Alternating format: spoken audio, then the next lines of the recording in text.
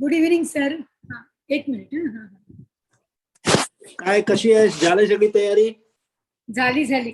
मैं आपको बाद में लगाती हूँ. सर दिसते ना नमस्कार. बरोबर? नमस्ते नमस्ते. थँक्यू. झाली तयारी बघा. साडी घालून बसले. छान दिसतेस तू. साडी मस्त आहे. थँक्यू. Very nice. एक मिनिट. बाकी कसे आहात सर? मी एकदम ठीक आहे, पण सॉलिड बर्फ आहे आज. स्नो स्टॉर्म आहे. ओके. एकदमच. आणि मॅडम असतील का आज बाजूला? हा, व्हर्च्युअल केक कटिंग करू तेव्हा मॅडम असतील का? हा मॅडम ना हा. असतील मॅडम असतील. हा मॅडम ना पण सांग. बिना they want you also. Yes. सुरुवातीला फक्त इनिशिएटिव्ह मिनिट्स. ठीक आहे. हा. बिना 1 minute. 1 minute. I'm just coming. हा सर.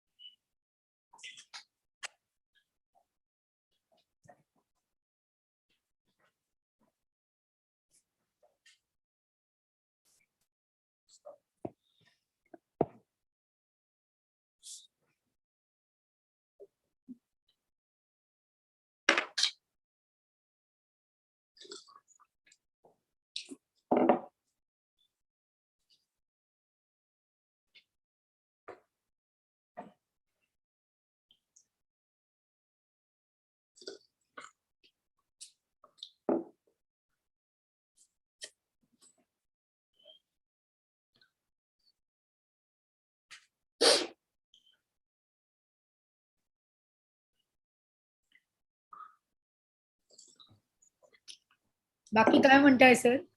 एकदम ठीक आहे. सॉलिड थंडी आहे. सॉलिड -10-15 असेल. मला तर एवढ्या बर्फ जमलेला आहे. हो. बस आता 8 दिवस राहिले. कसं चाललंय आता सगळी तू हे चांगला केलाय. सगळे टीम बनवली आहेस for separate things. Everyone is working very hard sir. Very well. Very nice. कोणाला पण विचारलं हे करून देणार तर लगेच हो म्हणतात. Yes. See that is BSN. आणि आपले सिनियर्स पण खूप मदत करतात. एक नुसता फोन कॉल केला तरी लगेच हो म्हणतात. बरोबर आहे. छान आहे. Very good. आणि आज बरं केला ते एक टॉपिक पण ठेवून दिला तू. हा कोणता सर? हा छोटासा एक टॉपिक आहे. आजच्या टॉपिक म्हणते बरं केला. हलका फुलकाच आहे. हा ठीक आहे. बाकी काय मुलगी काय म्हणते?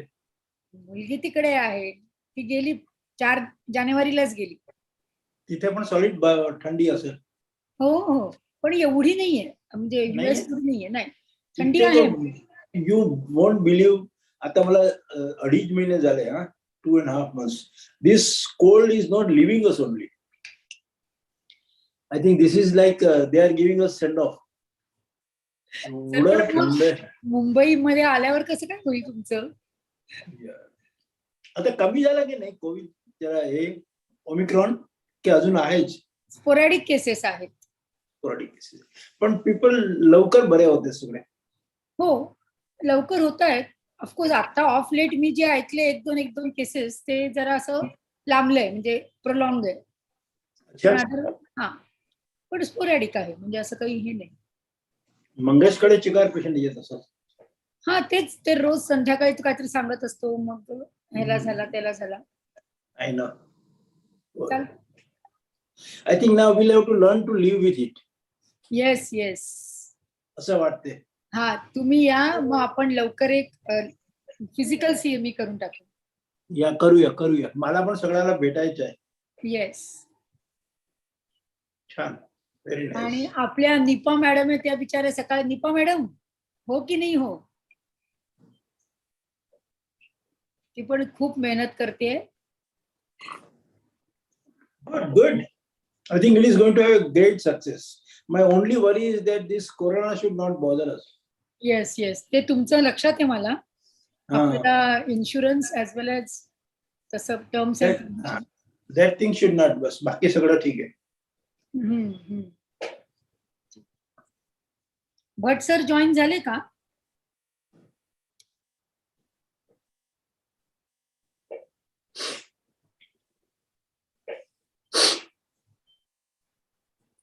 भट सरांना फोन करते. करा. मी आता बसलोय आरामाने.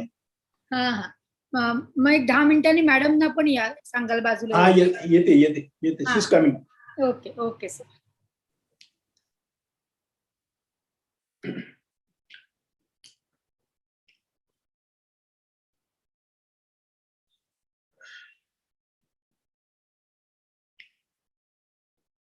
तू आता कुठे घरी बसलीस? हो, घरी बसली नटून थटून. This virtual and Zoom has really done a good job. Everybody see I am where, you are where, people are, आणि सगळं एक दुसऱ्याला बोलतोय आणि असं वाटतं की वी आर जस्ट समोर एक दुसऱ्याने बसलोय. येस, नेक्स्ट डोर आहे. येस.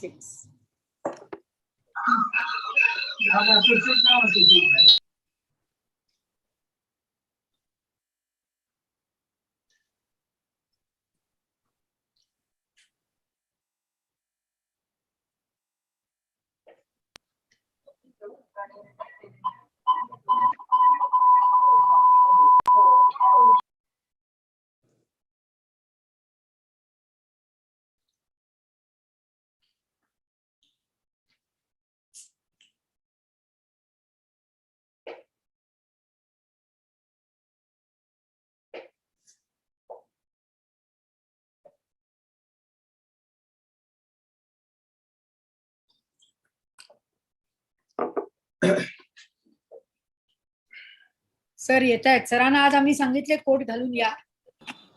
अच्छा. He is always well dressed man. Good enthusiasm. आले. ये लड़कियां मेरे को ऐसा दो पैर पे खड़े नहीं रहने देते.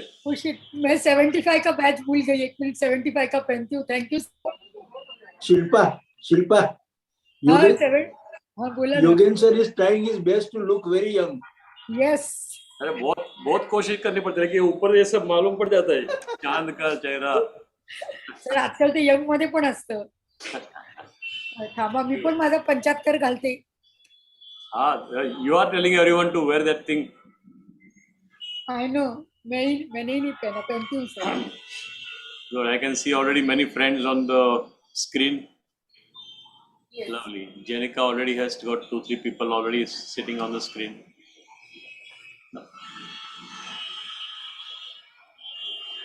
Yes, again. But sir, we are doing good. The girls are doing good job. Yes. I keep on getting the. It is going on so much that I am not able to keep track because I am slightly occupied in something else, so I could not keep track of what all they are doing actually. No, but if you remember, I had written once that a leader is one who gets the work done. Well, actually, I have lost the track of what all they are doing in last couple of days, but they are really working hard. I get that final statement, sir. Aaj itna ho gaya. Yes, as long as, and you can guide them, ne? Yeah, that's right. So they have a good backup. The whole team is young and enthusiastic. I think I am the only one who is lacking a hair on the head. That's okay now. If it is not there, it is not there. Let us not worry about the things which is not there. But the team is doing very well. Absolutely good job they are doing. Yes. I think together it will become a very good program. Though in a limited budget, we shall be able to do a great program, I'm sure about it. Good. Very nice. Because the whole angle of private practice is slightly different from what others are facing. So is going to make a difference. Correct. Did you hear that oration by Dr. Bala Venkat, Mrs. Divekarno? I heard that. Yes, I heard that. Tu bolyo છે ને? Excellent. Yes. Heads up to him. Varsha Vyas had sent an audio clip of that, so I heard it that time. It is there on YouTube. Yeah, maybe. But I heard those audio clips, so I could hear that. Very nicely. He puts simple language and simple things actually. Particularly about anesthesia and anesthesiologist વિશે જે બોલ્યા ને, too good. And he's so clear in his mind, about everything. True. Good evening, Yogesh sir. Good evening, everybody. All members. Good evening, everybody. Sanjay sir. Thanks, madam. Thanks a lot.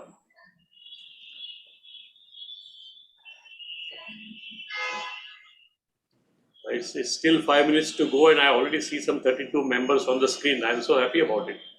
Wonderful. બસ હવે હું આવું પછી આપણે એક physical meeting કરી નાખીએ.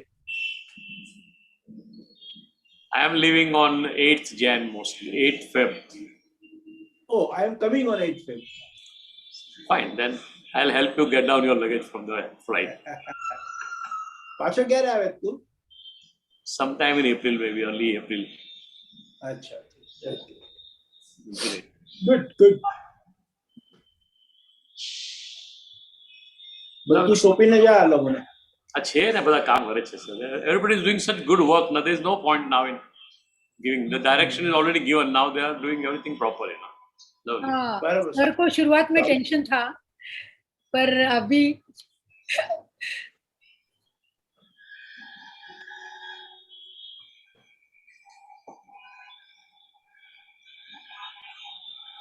I don't know if you have seen this movie Chak De India. I still keep looking at that movie where I get little confused about things, because how to use the best part of each player, that is what really matters, Yes. All And fingers will have. That time one should forget the personal ego and personal, tu me bas, everything. We have to, our aim should be how successful we should be in that. Now the team is working hard, working as a team, and so the results will be seen very soon.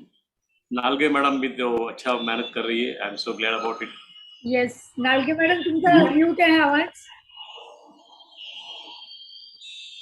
Kamdar sir good evening. कसे आहे तुम्ही? Good evening. कशी आहेस तू? मी मजेत आहे. तुम्ही कधी येणार? मी 8 तारीखला येतोय. अजून 1 week आहे. Very good. येस. आणि वायबी सर तुम्हाला पण इकडेच बघते आता. मी 8 तारीखला जातो. Somebody is there to supervise you. Don't worry. No. We will meet before that, sir. Yes, certainly. I intend to have a meeting on Tuesday or Thursday. काहीतरी आपण एक at least we people meet somewhere. Yes. We should meet. Yes. Rao sir ki hospital might be the best place. I'm sure. Anytime welcome. Not my hospital. Yes, sir. आप सबका hospital. Since we have a good place to sit of our own, we can go and sit at Rao sir's place. ऐसा कुछ Definitely. And there's also lovely restaurant also next to Rao sir's place, so it is better idea. We have a cloud kitchen also. Yeah, that's right. Shilpa madam, 1.5 minutes to go. Yeah, President Madam has joined. Our National Vice President Madam has joined. Our Secretary Sir. Yeah, Secretary Sir has also joined. Welcome everybody. किती झाले? 5 minute थांब. असं. Sir 2 मिनिटं. 2 minute. अच्छा, बरं. Sir, we are anesthetists. Case में 2-3 घंटा पीछे रह गए, लेकिन ये सब फ्रेंड्स गैदरिंग में नेवर लेट, सवाल ही नहीं आता. 4-5 minutes before they were already 35-40 on the screen. Yes, very वायबी nice. Sir we get scared. 5:30 को वायबी सर चालू करेंगे. 5:15 को we should log in करके एकदम हम लोग तैयार बैठते, because you are always ready before us, ना. Very punctual boss. Today I was Me ready too. before sir. मैं Me तो too, सर के सकाळी- डर से लॉग इन करके रखती हूँ पहला. फिर थोड़ा लाइट वाइट सब करके फिर आती हूँ. मी तर झोपायच्या आधी अलार्म ठेवला होता. मला रात्री सकाळी उठायला पाहिजे. Good, good, very good, sir. मी Hello. स्क्रीन शेअर जॉईन करू ना.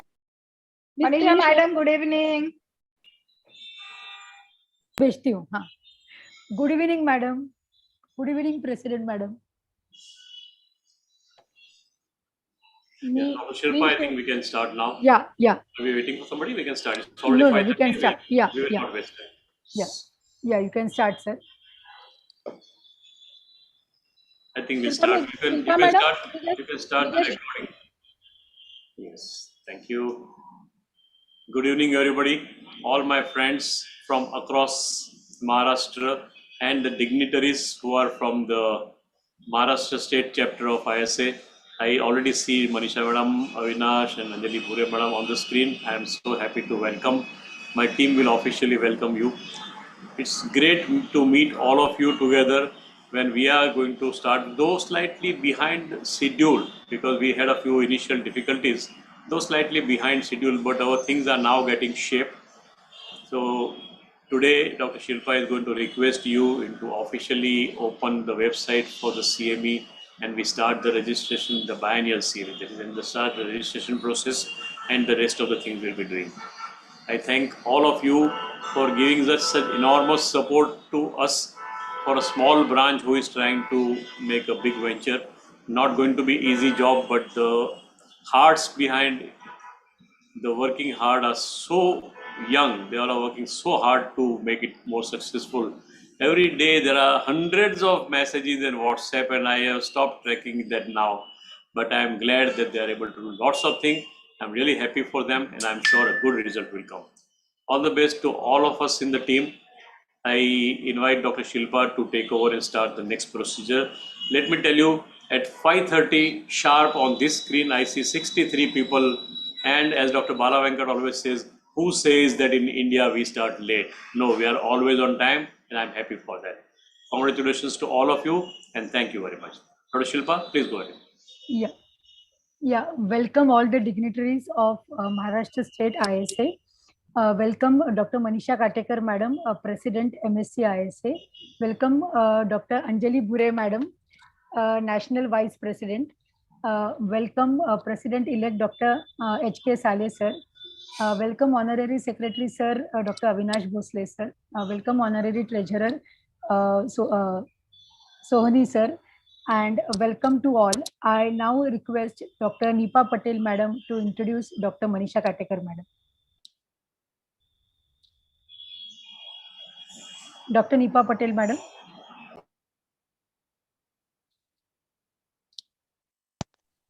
Hello. Yeah. Can you put on your video, please, Today I've Madam? been asked to introduce a special guest. Actually, I can't start my video. Okay.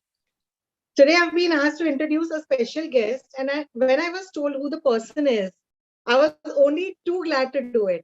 I have known her since my residency days at JJ, and I've always held her in very high esteem. Other than being a person for all seasons, she goes out of her way to help everyone. She has been the governing council member of the Maharashtra State Chapter ISA from 2008 to 2010. She was also the founder editor of the newsletter of Maharashtra State Chapter, ISA Misa News, from 2008 to 2012. She has been the Secretary Vice President and the President-elect from 2014 to 2021. She has received the Proficiency Award thrice at ISACON Calcutta 2017, at ISACON Bangalore 2019, and ISACON Ahmedabad 2021. She has also received the Calls Award at ISACON Ahmedabad in 2021 and the Dr. Rukmini Pandit Award at ISACON Ahmedabad 2021. Currently, she is the Associate Editor of IJA, the National ISA Coordinator for the Clinical Cultural Event, and most importantly of all, the President of the Maharashtra State Chapter, India.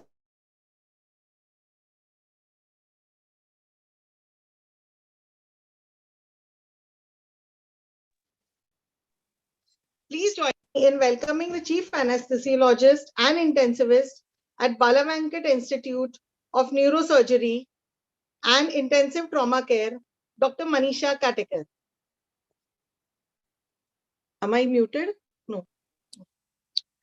Yeah, now we request our President Madam to inaugurate the web brochure, the web page of third biennial ISA Maharashtra State Chapter CME 2022. Akhilesh, can you help Madam, please? Abhijit.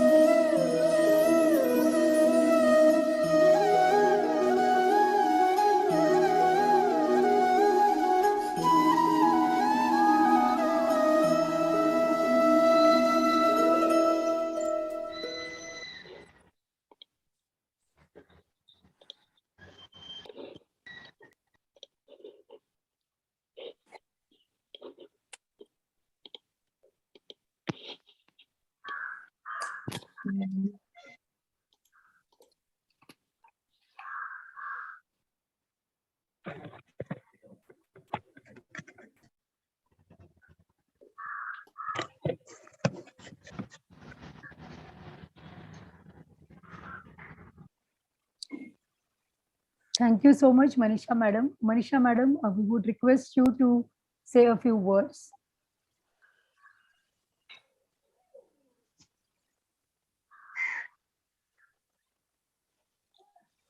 Ma'am, please unmute yourself. Manisha ma'am. Thank you so much. I officially declare that the web brochure of second biennial CME at the ISA Borivali 2022 is released. I'm very happy to see all of you, the enthusiastic team of ISA Borivali here.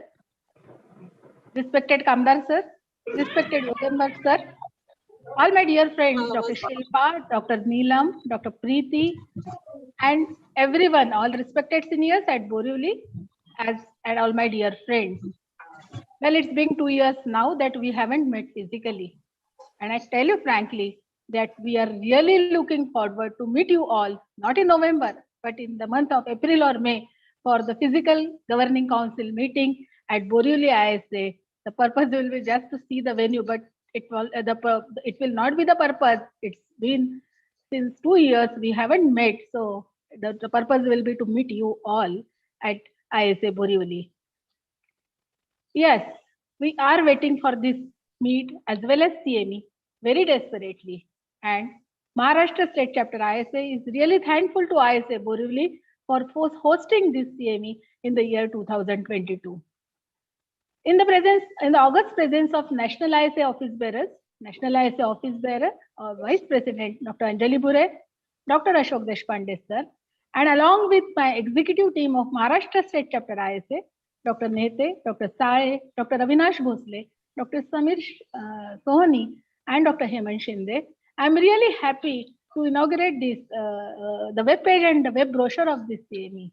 And I'm really thankful and I'm looking forward for a great academic as well as non-academic feast on 5th and 6th November at ISA Borivali. Thank you so much. Thank you, Madam. Now I would request Dr. Nipa Patel, Madam, to introduce our Honorary Secretary, Dr. Avinash Bhosle, sir.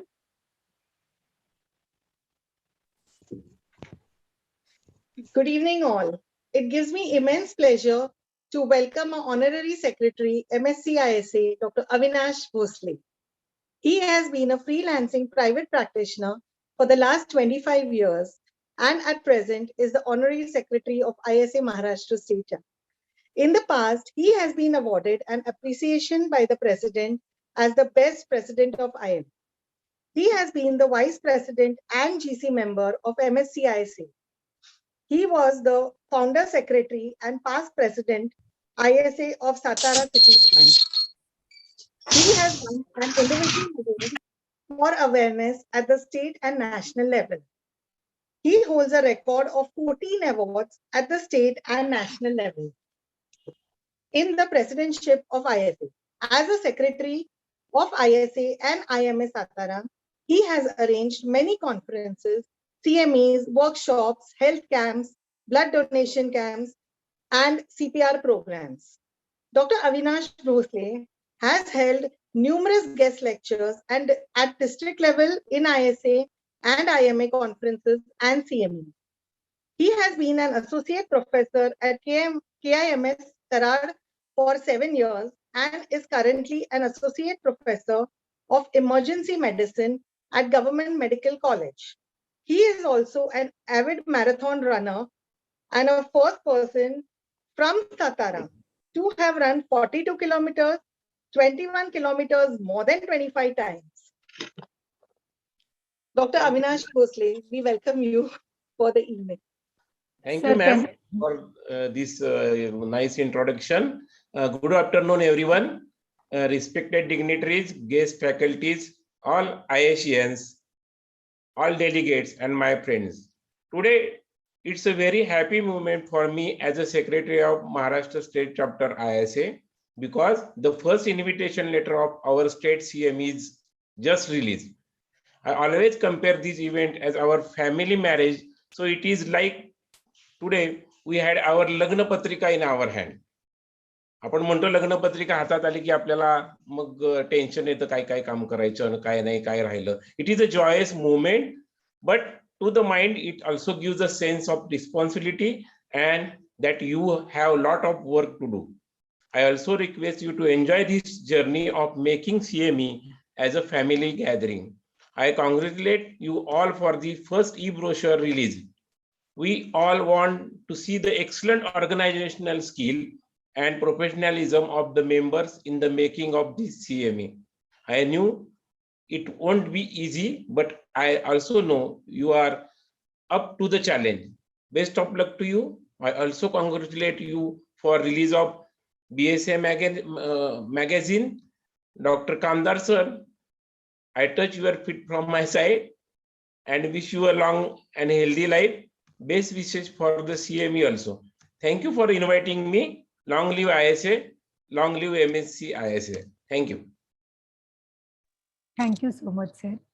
We would request President Madam to also release our BSA magazine.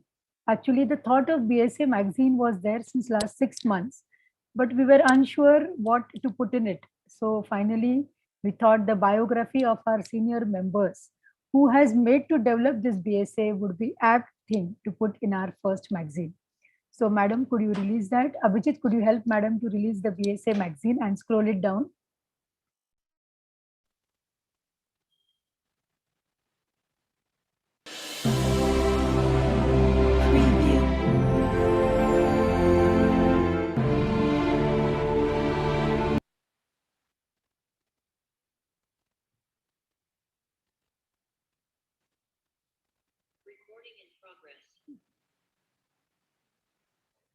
Got it.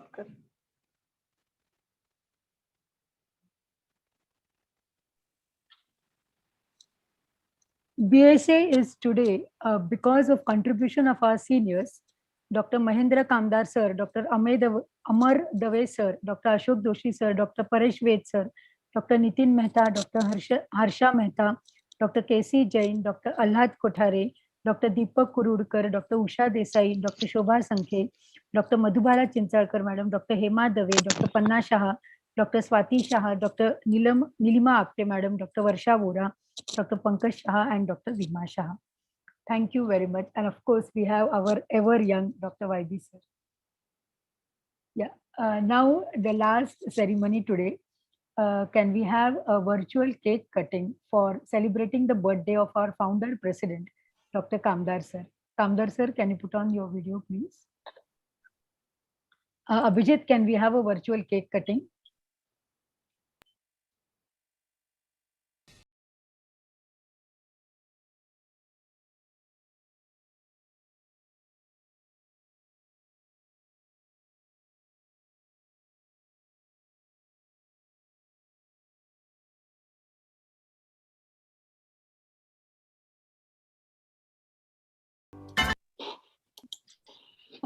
Varsha Vora madam, if you are joined, do you want to say? Yeah, Varsha Vora madam.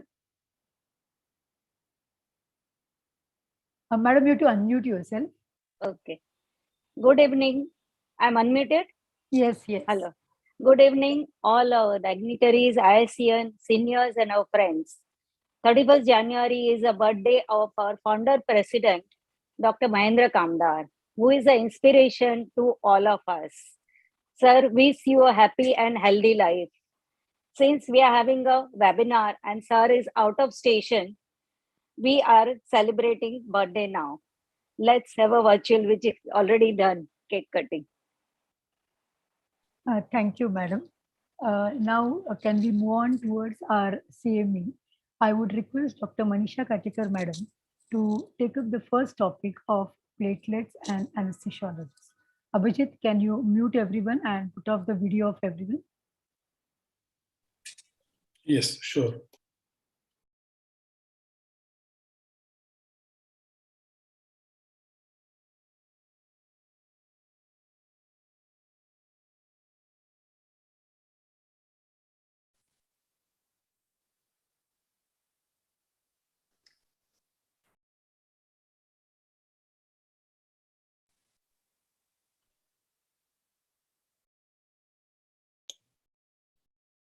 Yes, madam, you are visible. Just unmute yourself, please.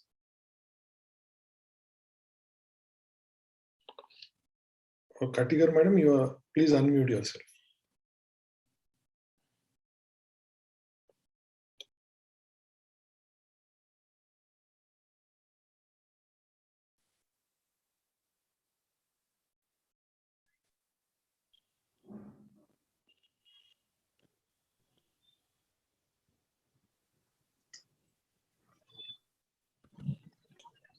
Katikar, madam, your voice is not audible to us.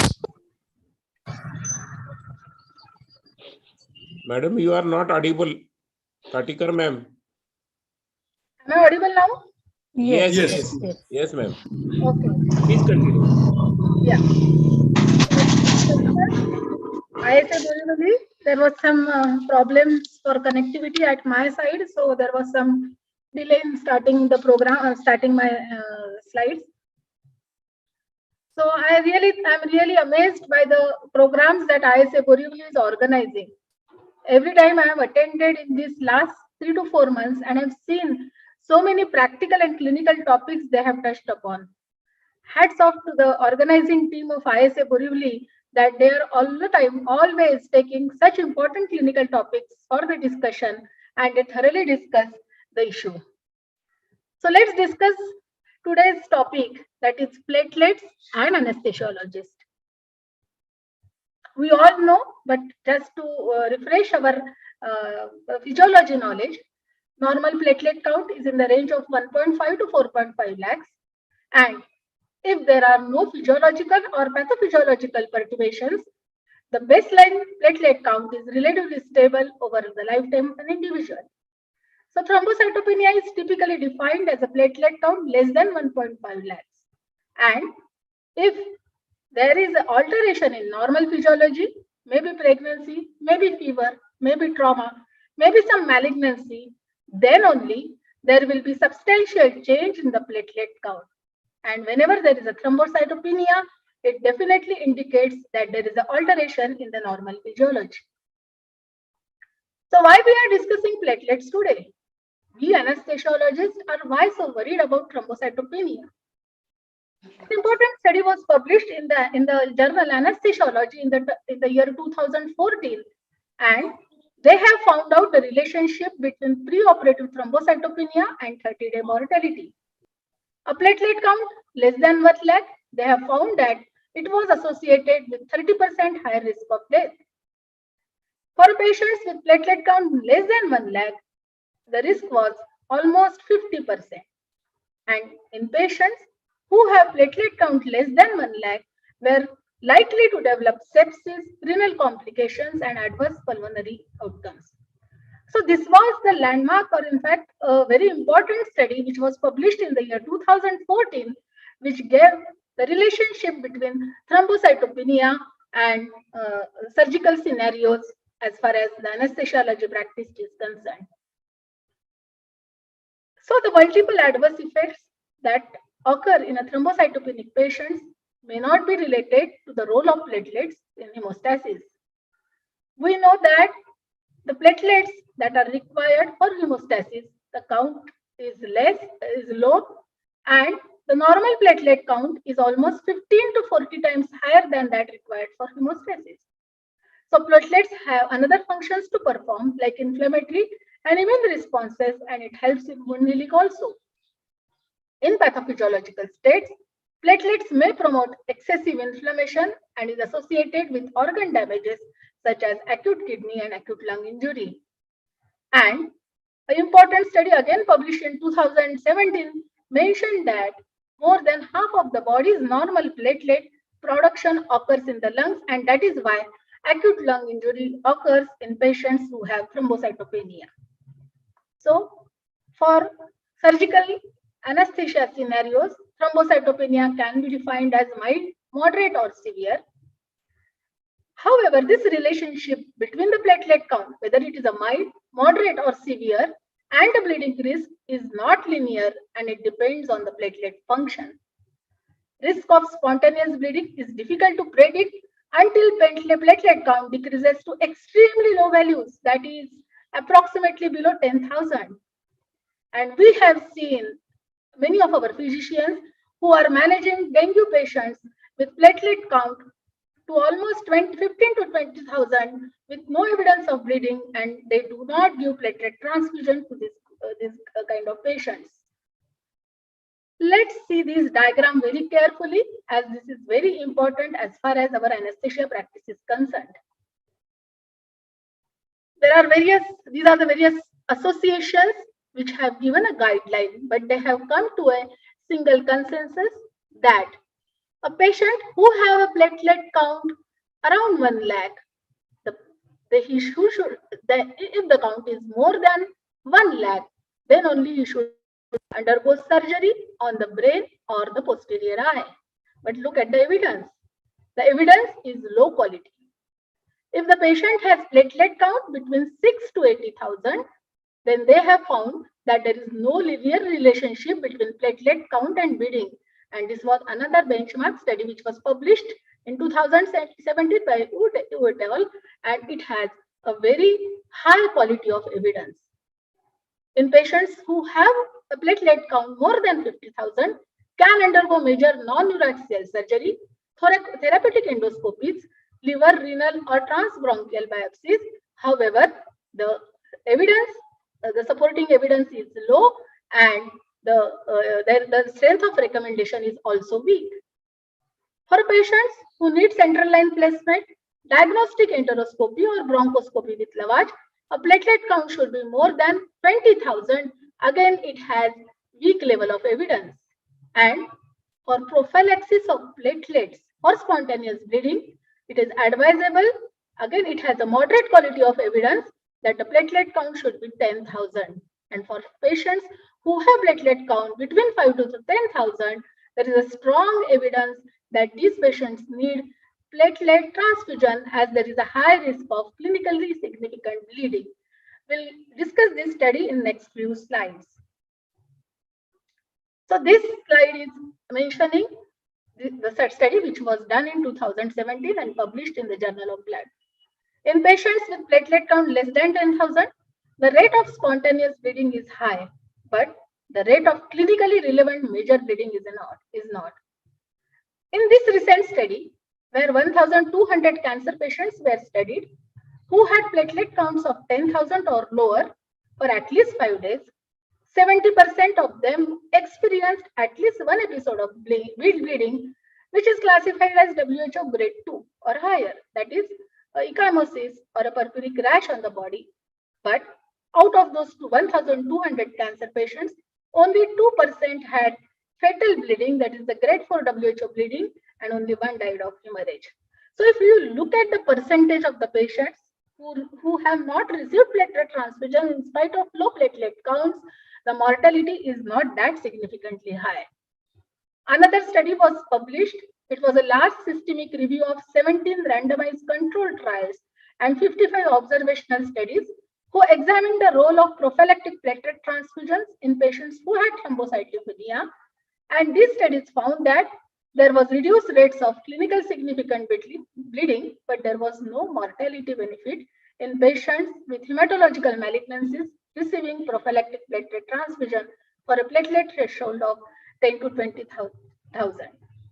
In a subset of patients in whom central line was put, bleeding rates were similar for those receiving prophylactic platelet transfusion and those who did not, although all patients with platelet counts below 50,000 received platelet transfusion. So these kind of studies are done to find out whether there is a utility of giving platelet transfusions in patients who have platelet counts less than either 20,000 or 50,000. Another study was published in the year 2016. This was a single center retrospective cohort study of almost 14,000 patients. And this study is again a benchmark study which gives important relationship between the non-cardiac surgery and anesthesia patient. In this study, 860 patients had platelet count of less than 1 lakh, and amongst those 860 patients, 71 received platelet transfusion before operation.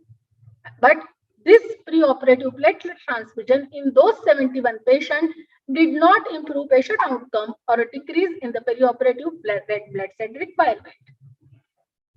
So in a subset of surgical patients, certain kind of pathophysiological cascade is associated with the underlying disease, and that is causing thrombocytopenia. In such patients, the severity of thrombocytopenia may reflect the severity of disease. When I was reviewing the literature for this topic, I was really surprised to see the examples that were mentioned in the journal, in the research articles regarding patients who had solid tumors of liver and solid tumors of brain. And they have mentioned these studies were published in the year 2017 and 2016, both for hepatocellular carcinoma as well as for brain solid tumors who were undergoing craniotomy.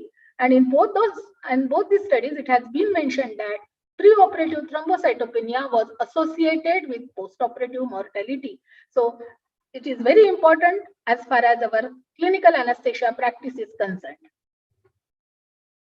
So the platelet counts or the thrombocytopenia, there can be a qualitative platelet defect secondary to uremia, cardiopulmonary bypass, and different drugs which are commonly given to the surgical patients.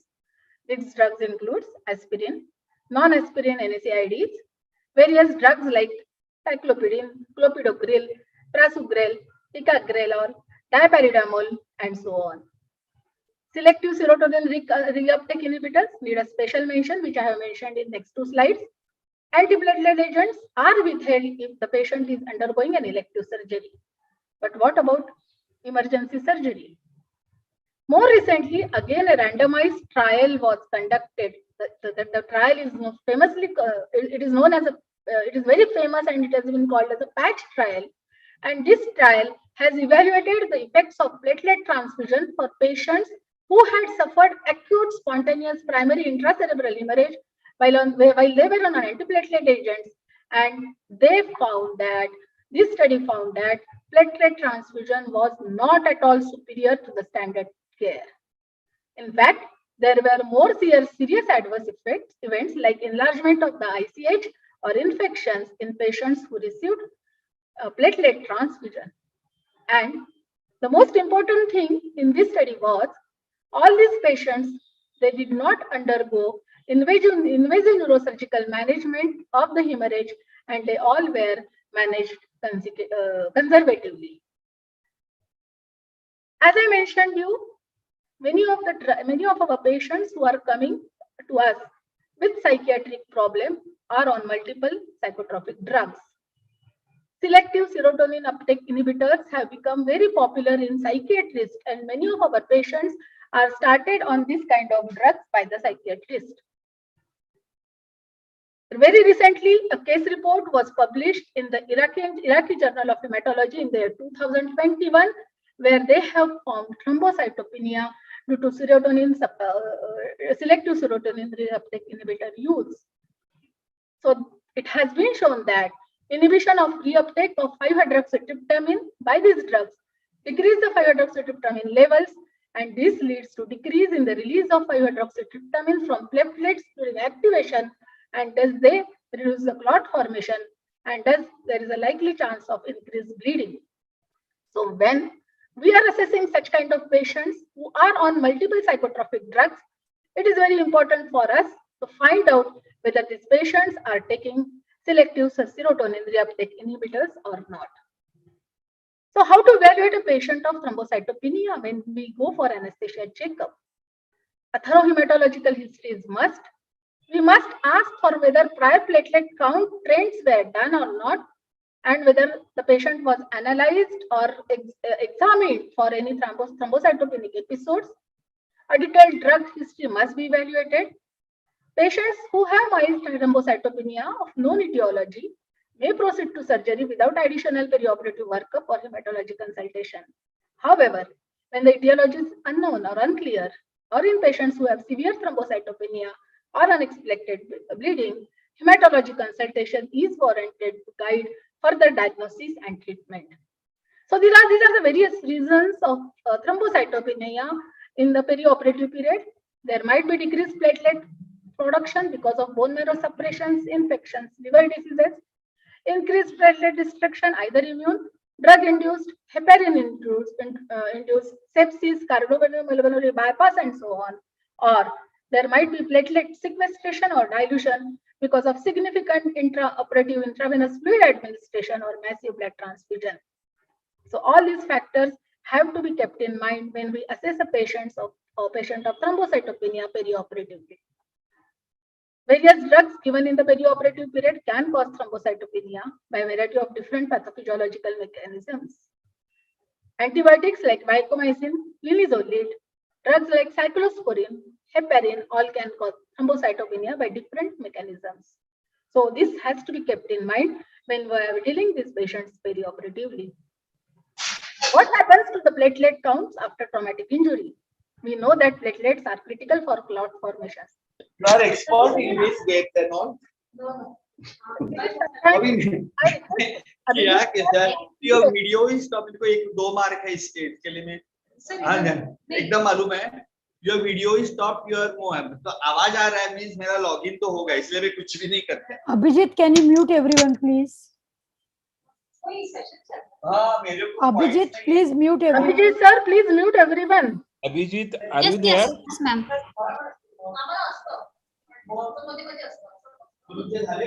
So we all know that in traumatic injury, it is sometimes Varsha, madam, please mute. Platelets. Yes, ma'am.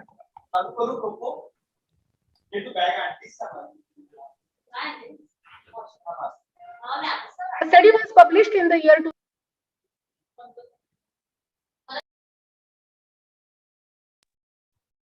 Am I audible? Yes, Done, ma'am. Yeah. A study was published in the year 2018 and research in trauma was done, and it suggested that actively bleeding patients do better when platelets are administered early, even when counts are maintained above 1 lakh. The American College of Surgeons Trauma Quality Improvement Program now recommend transfusing RBCs and platelets in 1:1 ratio. That is, 1 unit of apheresis platelets for every 6 units of blood. So this is very important as far as trauma is concerned. So for a traumatic injury, even if there is a obvious excessive bleeding, platelets should be given early. This figure I have taken from the Journal of Anesthesiology. Of course, these are the blood products that are available in United States. But I just wanted to mention two things. These are the platelet-rich plasmas which are available with us, and from the single donor, apheresis of platelets has been done from plasma, and it contains a platelet count of almost 50,000.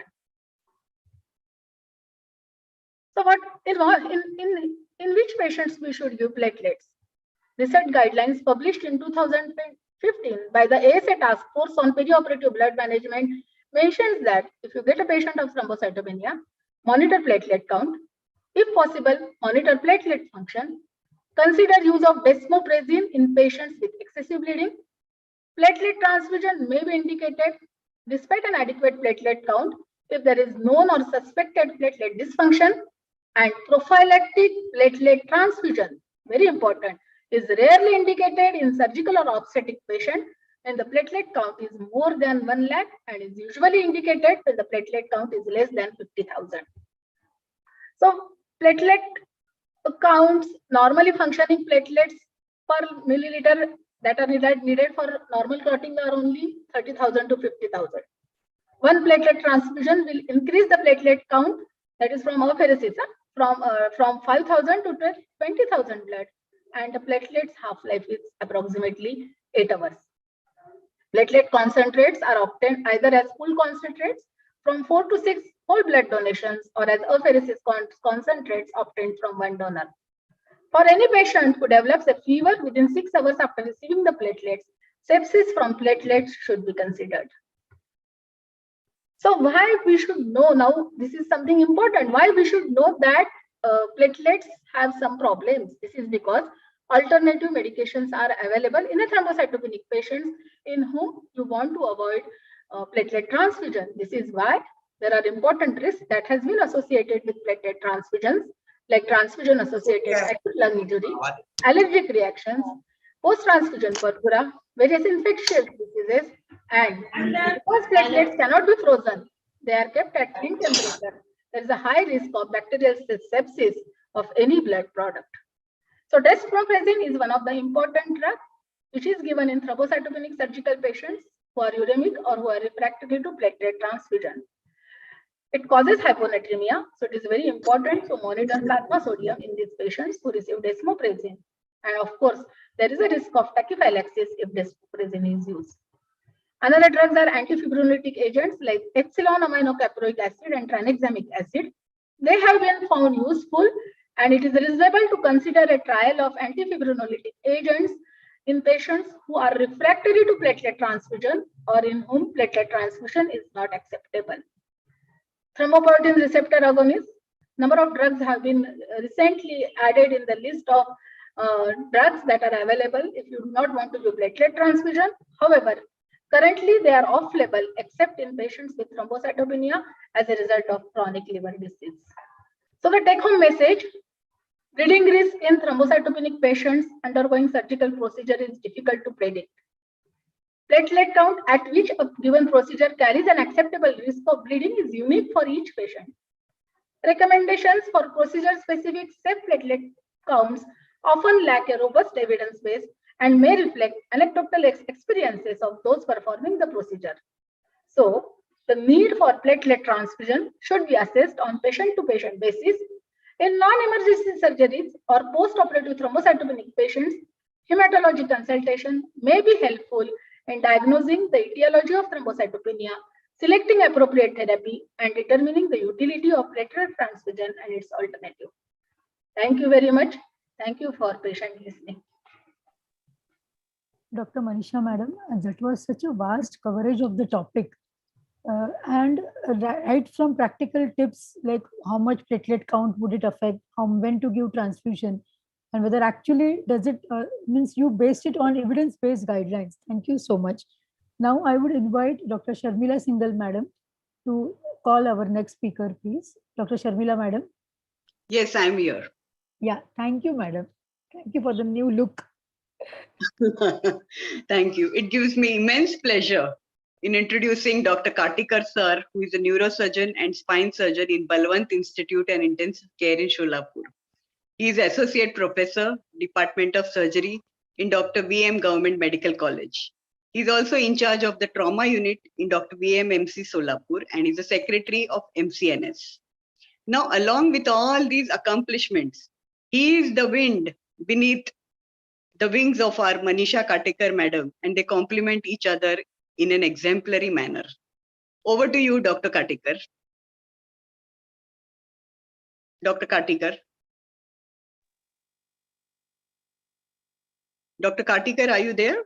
Yeah, sir is there. Can sir unmute himself? Sir, you have to unmute yourself.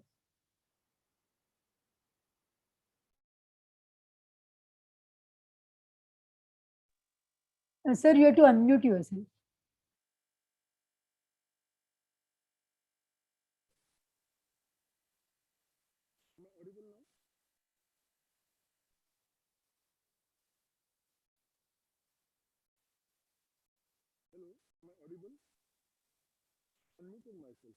We are not able to hear you, sir.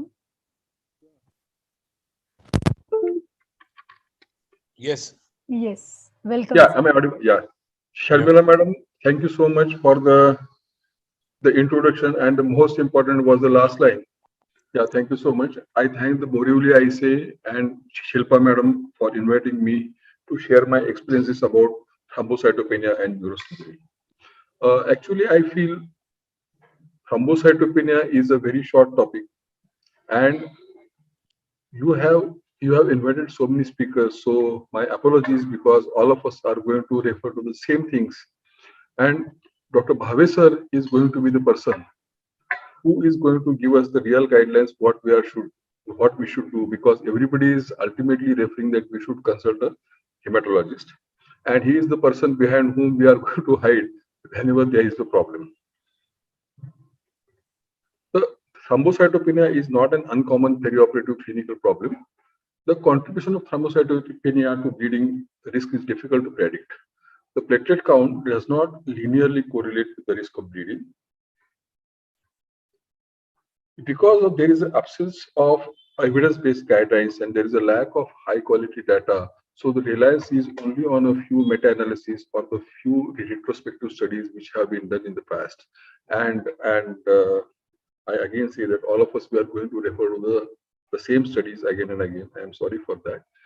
And as the available evidence is sparse and there is a low quality, it is highly improbable that more high quality evidence may come, because it being such a sensitive issue, we may not have a proper control group in whom we are not going to do the things and do the study. So we have to depend on whatever we know, whatever we have experienced and the expert opinion. The platelet count at which any given procedure may be safely proceed is unknown. As all of us, we are aware that below 1,000, 1,50,000 and above 4,50,000, the issues they start with the platelets. For the operation, they have devised separate grades. 2 or 3 people, they will vary with 20,000 above and below. That more than 1,50,000 they say is normal. Then 1 lakh to 1,50,000. That has been seen that in whenever the platelet count is 1 lakh to 1,50,000, there is 30% higher risk of death. And when it falls below 1 lakh, it is more than 50%. Now, I was also shocked because my experience does not match with this, but then I realized that the statistics is amplifying the figures. 30% higher risk of death is if a procedure has 1% risk of death, it is going to increase by 30%, means it is going to become 1.3%. But whenever we see the figures of 30% and 50%, we feel it is very high, but actually it is not so. It is the amplification by the statistics, and our percentage 30%, 50%, it looks very huge to us. Whenever it falls below 1,000, there is more risk of development of sepsis, the renal complications, and adverse pulmonary outcomes, as platelets are also involved in the inflammatory response, immune response, and wound healing. The categories have been created for the surgical purpose. They have been created by 2 or 3 associations, and all of them, they vary. That somebody would say below 70,000 severe, somebody would say below 50,000 severe. What I follow is when it is more than 1,50,000, it is normal. Then 1 lakh to 1,49,000 is mild. 50,000 to 99,000 is moderate, and less than 50,000 is severe. Now, the clinical utility of this is actually limited, as platelet count has, as we have already mentioned, it has a non-linear relationship with the bleeding. Actually, more than 10,000 platelet count is sufficient to create normal thrombin regeneration. But there are other factors which come into play. Like, for example, in a patient of ITP, if his age is more than 60 years, the mortality and the morbidity and the complication rate increases 2 times than the patient was less than 40 years of age. As Dr. Manisha has already referred to this study, that in intracerebral hemorrhage with patients on antiplatelets, they tried to give the platelet transfusions, but the outcome was not better. So for elective neurosurgical patient who has a thrombocytopenia, I think hematological evaluation is must. Why this is must? See, we should talk about the cranial surgeries and spine surgeries in two ways. For the cranial surgeries, the issues are whenever it is an elective surgery, 90%, 98% of the neurosurgery is about decompression. Whenever we remove a tumor, we remove blood, we remove water, whatever we remove, but it's a decompression from the brain, and if the same space is occupied by the clot, so it is of no use. And that is why we need an impeccable hemostasis after the surgery. The another worry in the mind of all neurosurgeons is that in no other branch of medicine, you have an imaging done within next 1 hour, either by scan or MRI, and which can show you even a few RBCs. And you have to explain why the RBCs are there. So in all other operations, so in all other surgeries, the bleeding will have its own issues, but in the brain, smallest amount of collection of blood can give rise to compression of the vital structures and devastating complications and devastating neurological deficit. That is why no neurosurgeon would be willing to hang his neck out to operate a patient whose platelet count is below the guidelines. Because if I operate a patient who has 80,000 for an platelet count for an elective case and everything goes smooth, I don't get an award. But God forbid something goes wrong, then I'll be always asked, why did you venture into it? So that is why for elective neurosurgery who has a thrombocytopenia, I will always insist on a hematological evaluation, whether the thrombocytopenia is because of a known etiology or unknown etiology, and the other factors they will concern. They will also look into it to find out what is the cause of thrombocytopenia. Now, the preoperative more than 1 lakh is desired for cranial operation, but there are reports that even platelet count lower than 1,25,000 can give inferior outcomes. So whenever this is going to happen, and another thing is that though we say that the thrombocytopenia is not uncommon, how often do we operate the patients of thrombocytopenia? So they are not coming every day. And whenever we are doing major elective surgeries, we have to rule out all the avoidable complications or the avoidable risk factors we have to try and remove. So whenever we know that the platelet count is low and we know that the adverse outcomes are likely to be there, I am sure all of us would like to get a proper hematological evaluation and a proper assurance from the hematologist that look, this patient is not likely to have more amount of bleeding than other people, then only we will be willing to go ahead. Now, there is also a study about the non-cardiac operations, and the spine is included in that. Now, they came to a conclusion that major or minor complications, readmissions, or unplanned or unscheduled reoperations, there is no statistical significant difference in between patients who have normal platelet count and thrombocytopenia, but there is a significant difference only in the people, only about the need of perioperative transfusions, number of perioperative transfusions, and 30 days mortality. Now I was confused while reading this that if the 30 days mortality is going to be higher, then what is the big deal of having major minor complications and readmissions and unplanned operations not on a higher side? But again, as the statistics amplifies it, 30 days mortality for a patient of spine surgery may be 0.001%. So it is going to become 0.013%. So again, it is going to be very small. So we have to look at it from that perspective. But all said and done, even if we are doing a spine surgery and we know that the platelet count is low and we know there is likely to be some issue, we would always like to play safe and take a proper hematologic consultation and then only go ahead to do the surgery. Now, whenever we do the emergency neurosurgery, it is a totally different ball game. So in Lovely, we have learned that 100 live problems are better than one dead solution. In emergency scenario, the same principles apply, but the perspective change. Why? Because we are fighting with our back to the wall. The platelet count of more than 50,000 and platelet transfusions are kept ready. We are allowed to go ahead, and but only after the detailed discussions with the patient relative about the risk involved in doing the operation and not doing the surgery, because these emergency neurosurgeries are actually life-saving surgeries.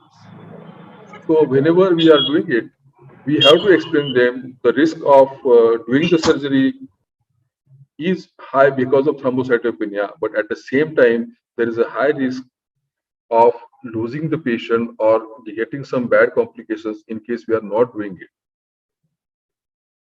So the causes of thrombocytopenia and durations are important, whether it is because of excessive destruction, less formation. I will skip this slide because I am sure all of us we are going to talk on this. So in emergency, what I follow is we do a detailed discussions with patient relatives with an unambiguous informed consent. That this is what evidence we have. These are the chances of his getting problems. These are the chances of his getting problems if he does not undergo the surgery. We make all the preparations of PRP or apheresis plasma and the other things available, and then we go ahead and do it. But we have to take the patient's relative in the loop, and we have to explain them everything.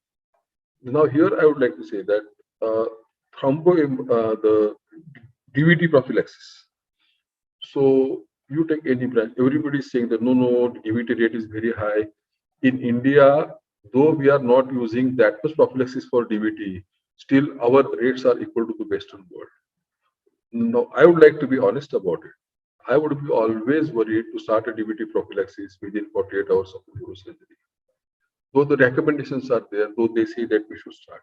So the same thing applies in the thrombocytopenia also, that yes, the recommendations are there. They say that due to the spine surgery, nothing will go wrong.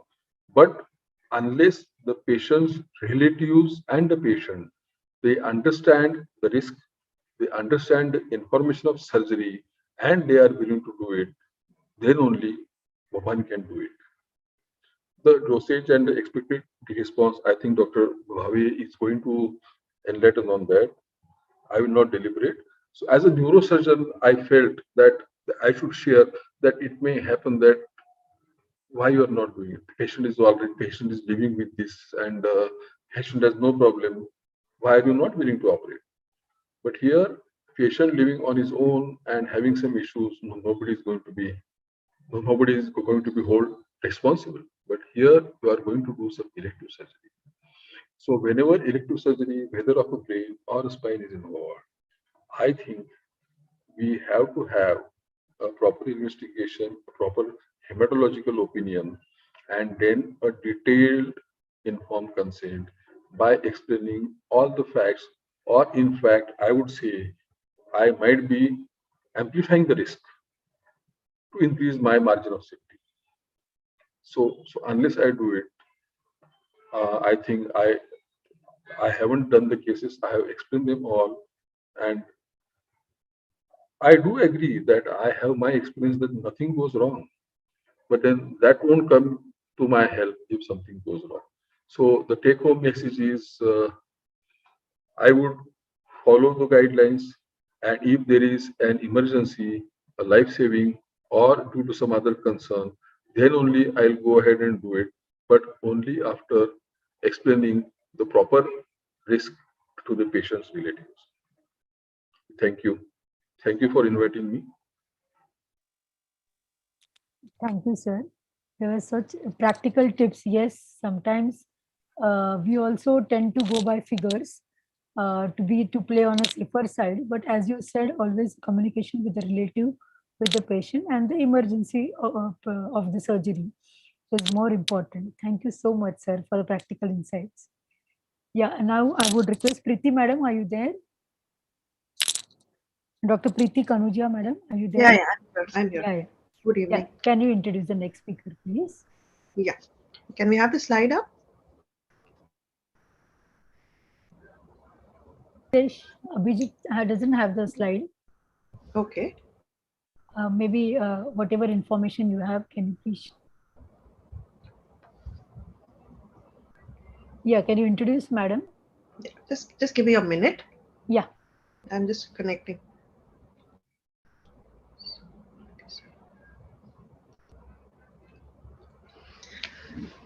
Yeah. It would be actually very small of me to say. It gives me immense pleasure to introduce Dr. Nilima Vaidya Bhamre, ma'am. This is one person who's very, very close to my heart. What should I say that has not been said about her before? She's one person you can call up at any time, anywhere, and she'll rush.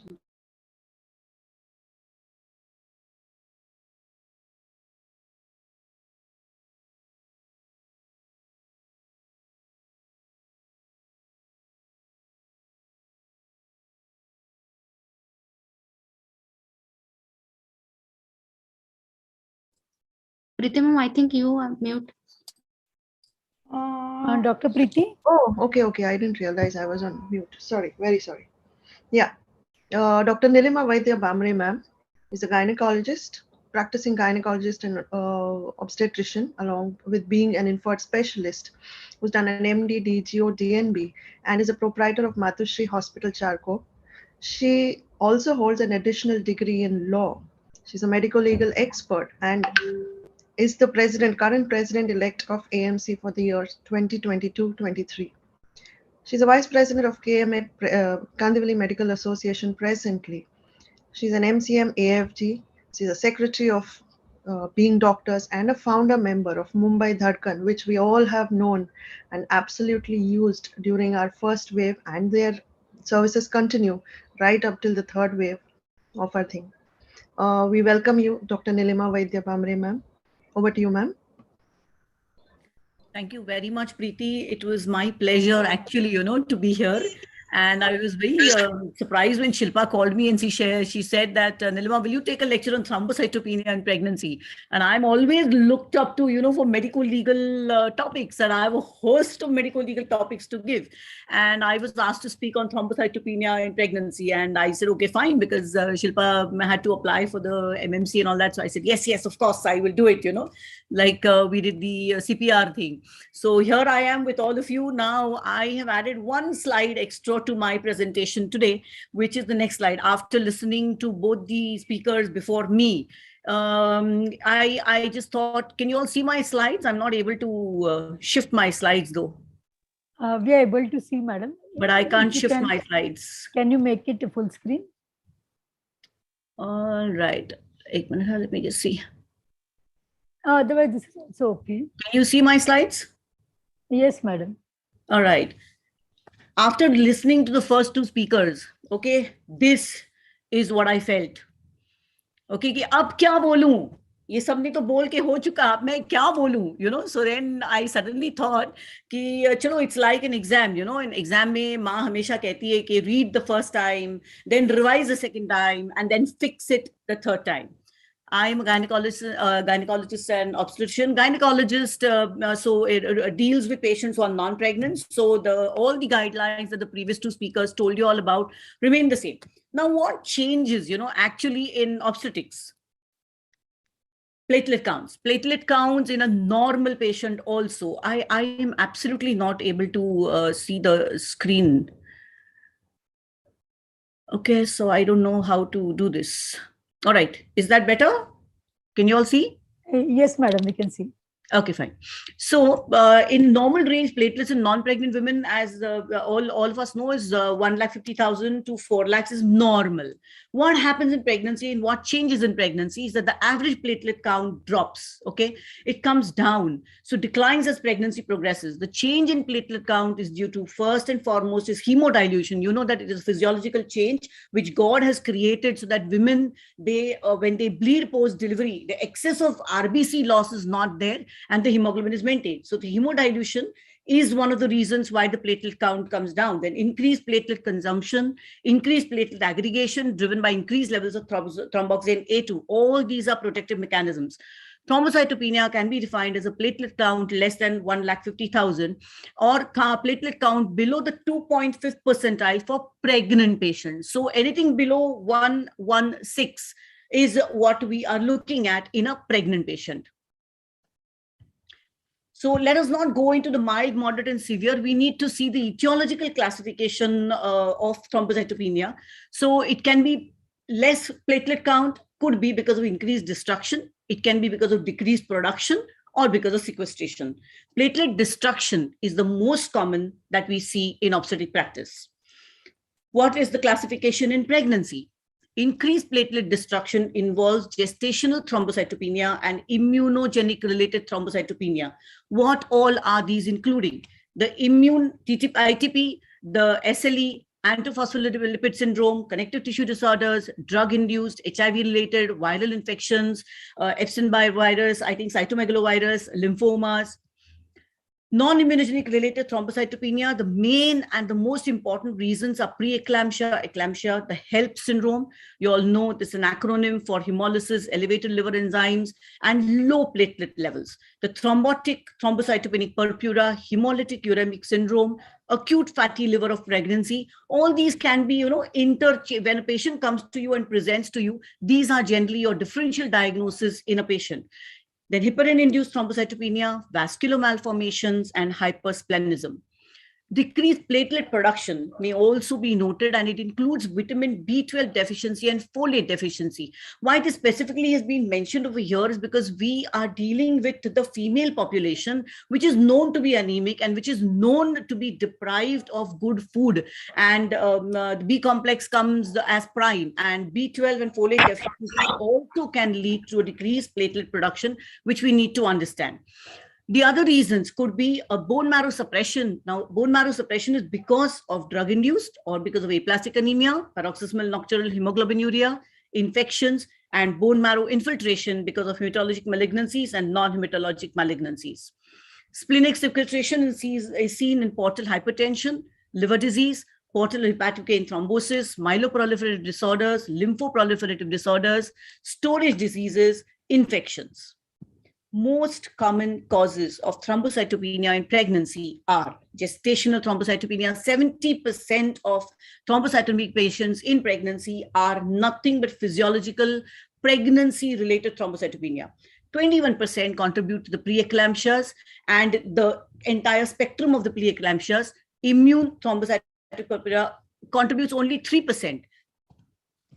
What is the pathophysiology of gestational thrombocytopenia? First is accelerated platelet activation is suspected to occur at the placental circulation, because this is a very micro circulation which is happening. We do not want clots to be formed over here. At the same time, if there is bleeding, it needs to be sealed immediately. And that is the reason why nature has made this mechanism relevant. Accelerated consumption of platelets is due to reduced lifespan of platelets during pregnancy and obviously the hemodilution of pregnancy. How do you manage this? Anesthesia consideration, since we have come to the Anesthetists Association here, so I need to say this. Epidural anesthesia is something which we want in pregnancy, when we are inducing labor and when we want painless labor. Epidural catheter is the first thing that we want to put in. So epidural anesthesia considerations over here, that they are considered to be safe when platelet count is above 80,000. There are a lot of studies regarding this, and the previous speakers have already presented those. If platelet count is stable, that is one of the most important requirements. Antepartum anesthesia consultation should be obtained. In my hospital, it's a norm. If I feel there's anything wrong, my anesthetists are called to the hospital to talk to the patients beforehand. So we take anesthesia fitness not from physicians or general medicine people. We take anesthesia fitness from anesthetists themselves. And I prefer to have the anesthetist whom I'm going to involve with in that particular case to come and do the consultation with my patient. Mode of delivery is governed by obstetrical indications only. There is no other reason why a gestational thrombocytopenic person should be delivered in any other way.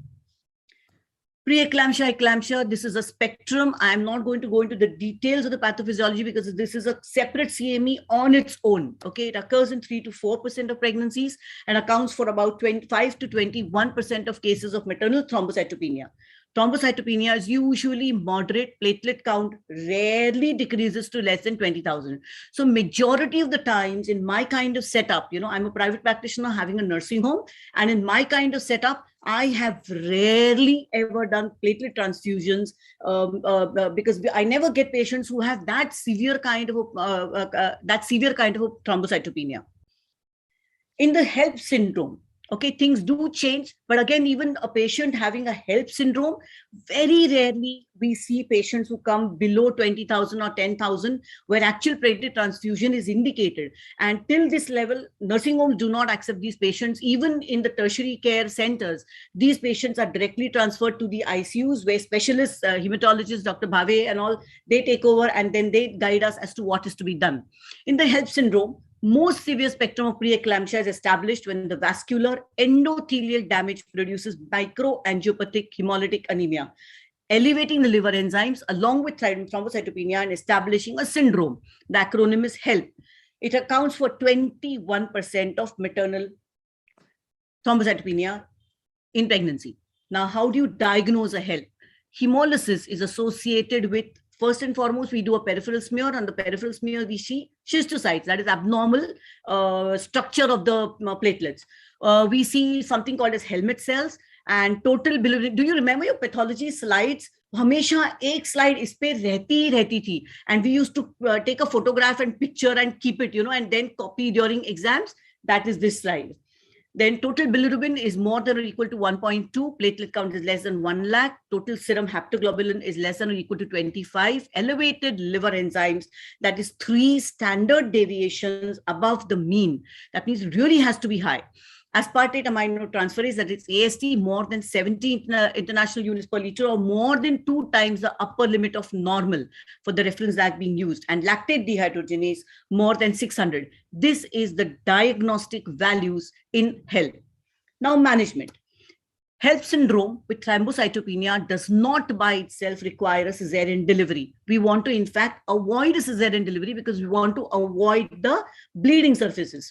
Although cesarean delivery may be acceptable prior to 32 weeks of gestation with an unfavorable cervix due to an anticipated long induction time in the clinically deteriorating gravida. Maintain the platelet counts to more than 27 for vaginal, more than 20,000 for a vaginal delivery, and 40,000 to 50,000 for a cesarean delivery. However, the minimum count is controversial and the decision should be made based on the overall clinical picture if the platelet falls below 50,000 count prior to cesarean delivery. But even this has to be in consultation with the anesthetist, because if I'm going to want a spinal anesthesia, all right, my 50,000 count may not really be advisable. I may want it to come up to 70 or 80, especially for an epidural, to prevent an epidural hematoma. So I would be in consultation not only with the hematologist, but also with the anesthetist as to what exactly I want to do with this patient, and then adjust my platelet transfusions just prior to giving the anesthesia. Thrombocytopenia is severe. Regional anesthesia and pudendal blocks may be contraindicated. In this situation, intravenous narcotics can still be administered for analgesia during labor. I remember very old times, we used to have senior doctors give intravenous analgesics till the patient delivered. We never had this concept of epidural. I think we can go back to this when we are dealing with a thrombocytopenic patients. The other reasons are immune thrombocytopenic purpura. The IgG antiplatelet antibodies recognize the membrane glycoproteins and coat the platelets, which are then destroyed by the reticular endothelial system, predominantly in the spleen. Antiplatelet antibodies may cross the placenta because these are the IgG variety of antibodies, and that is why they are easily able to cross over the placenta and cause significant fetal thrombocytopenia, which could result in bleeding complications in the neonate. And why are we talking about this to the anesthetist? Majority of the times, the pediatrician may not reach in time, and the anesthetist sometimes doubles up as a neonatologist. So you all need to remember when you're dealing with patients with an ITP, all right, that the fetus also could be compromised. So do not give the vitamin K injection to the neonate till the platelet counts in the neonate are established. And that is why this particular slide for you. ITP is a diagnosis of exclusion, as there are no diagnostic tests or signs or symptoms which are definite. The following may be noted: persistent thrombocytopenia, increased number of megakaryocytes in the bone marrow, exclusion of systemic disorders or medications or drug, and absence of splenomegaly. Once you've ruled out all this and you still see thrombocytopenia, then you jump on to the questioning whether this patient is an ITP. Approximately 80% of cases are associated with antiplatelet antibodies, although these are not required for the diagnosis. Conclusions from various studies: the rate of the severe neonatal thrombocytopenia is approximately 12%. Intracranial hemorrhage is very rare and appears to be unrelated to the mode of delivery. So cesarean or vaginal does not really matter. Vaginal delivery has never been proven to be a cause for intracranial hemorrhage unless you're using some operative, like is your forceps or your vacuum, then that becomes a problem. Cesarean delivery should be reserved for obstetrical indications only. Scalp sampling is unreliable, and the risk of per umbilical blood sampling, PUBS, appears to outweigh the risk of a vaginal delivery of an infant with thrombocytopenia, because sometimes you can have bleeding when you're trying to do this procedure in the umbilical cord, and that can cause an IUFD. Neonatal platelet counts normally decrease and typically reach a nadir during the first 2 weeks of life. This result may be due in part to passage of the IgG antiplatelet antibody in the breast milk also. Although breastfeeding is not contraindicated, because we all know the advantages of breastfeeding a child rather than not breastfeeding the child, thinking that the antibodies are going to be transmitted. Neonatal thrombocytopenia may lead to delayed postnatal intracranial hemorrhage. So we have to keep monitoring these babies. Notifying the pediatrician of any parturient with maternal ITP is important so that neonatal platelet counts can be monitored very, very closely. Management of ITP of the mother, majority of the time, so steroids, prednisolone is what is used. Intravenous immunoglobulins is one of the mainstays of the therapy. Splenectomy, but in a pregnant patient, no, we try and avoid splenectomy at all costs. And platelet transfusions. Platelet transfusion is a temporary measure because we all know that life of platelets is very, very less and should be administered only where there is life-threatening hemorrhage and should be available prior to surgery for patients with severe thrombocytopenia. 6 to 10 units of platelets are usually administered at one time, and platelet counts normally rise by 10,000 for each unit of platelets which are transfused. In ITP, what you have to remember is that the rise is less pronounced because there are destruction going on because of the antibodies already present. Which is a high-risk fetus, because you have to protect the fetus as well. So history of previous child with thrombocytopenia in a similar patient. This is a second gravida. If she has given birth to a first child who has thrombocytopenia, you have to be extremely careful in this pregnancy. A mother with a splenectomy, cesarean is not routinely recommended for high-risk fetus as well. Avoid the use of scalp electrodes, UBS, and instrumental vaginal delivery. Cesarean is only for obstetric indications, and cord blood is sent at birth and is repeated on day 4 because the thrombocytes can deplete. By day 4, you see a fall in the platelet count. Vitamin K intramuscularly is to be avoided till the counts are known. Very important for the anesthetists who double up as the pediatricians. Now, what is FNAIT? FNAIT is a separate entity. It is something like a rhesus antibody syndrome that we see, Rh isoimmunization. So similarly, platelets also have antigens on them, and if they mix, the baby's platelet mixes with the mother's, the paternal inheritance, those antigens are not recognized by the mother's immune system, and they create the antibodies. So the mother's platelet remains absolutely normal, but they create the antibodies. The antibodies are IgG type. They cross over the placenta and come and affect the baby. All right. So this can affect the first-time pregnancy too. Newborns can have petechiae or ecchymosis within hours of birth. 26% of them have intracranial hemorrhage, out of which 80% are seen even before birth. So this can be picked up on sonography, and you have to be very careful when you see an intracranial bleed on sonography in a patient whose whose platelet counts are normal. You can maybe think in terms of an FNAIT. Screening for HPA-1 antibodies is not cost effective because it's a very, very rare thing to happen. So we can't say that everyone has to go through screening. Or platelet compatibility between partners. This is what we can advise if they've already lost a previous child. So the next time the husband and wife can go and check for the platelet compatibility. Therapy is IV immunoglobulins to the mother. Microangiopathies are known, that is the thrombotic thrombocytopenic purpura, known for CNS involvement, and the hemolytic uremic syndrome, the HUS, known for majorly the kidney involvement. These are characterized by thrombocytopenia, hemolytic anemia, and multi-organ failure. Differentiation between TTP, HUS, and HELP can be very difficult or impossible, especially when the onset is in the second or third trimester, because all of them mimic all the symptomatology equally. So delivery leads to the resolution with preeclampsia. The patient recovers within a week or 2 weeks and comes absolutely back to normal. But a patient who's not recovering after delivery, we have to start thinking in terms of TTP, HUS if they are not already diagnosed before.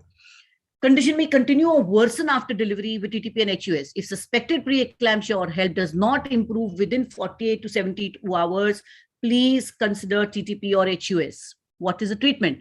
Plasmapheresis is the first line therapy. Plasmapheresis removes the platelet aggregating substances causing TTP and HUS. Treatment is 90% successful with TTP, but is less successful with HUS. Steroids have been used often in conjunction with plasmapheresis. However, steroids are less effective than plasmapheresis. That is only a 25% response rate. Platelet transfusion should be avoided when possible because they can cause a clinical deterioration. Use platelet transfusions only and only for uncontrolled bleeding or intracranial hemorrhage. Other therapies include immunosuppressive agents like vincristine, azathioprine, cyclosporin, splenectomy for TTP, and hemodialysis for HUS. Premature termination of pregnancy has been associated with a relapse. So delivery should be considered only when there is no response to the therapies occurs. Now, what are the consensus guidelines? We've always been talking about consensus guidelines which help you in the court of law tomorrow, and they also guide you to treat the patient at hand. So these guidelines have been taken from 19 societies which have come together, and nearly 18,400 odd patients have been analyzed. And these are the consensus guidelines. Now, level B guidelines ka matlab kya hota hai ki limited scientific evidence is present, all right? And based on this, they have given the guidelines. What were the guidelines given? Maternal thrombocytopenia between 150,000 to 1 lakh in asymptomatic pregnant women with no history of bleeding is usually due to gestational thrombocytopenia. Given the very low risk of serious neonatal hemorrhage, mode of delivery in pregnancies with immune thrombocytopenias should be based on obstetric considerations alone. Platelet recommendations based on consensus and expert opinion, level C.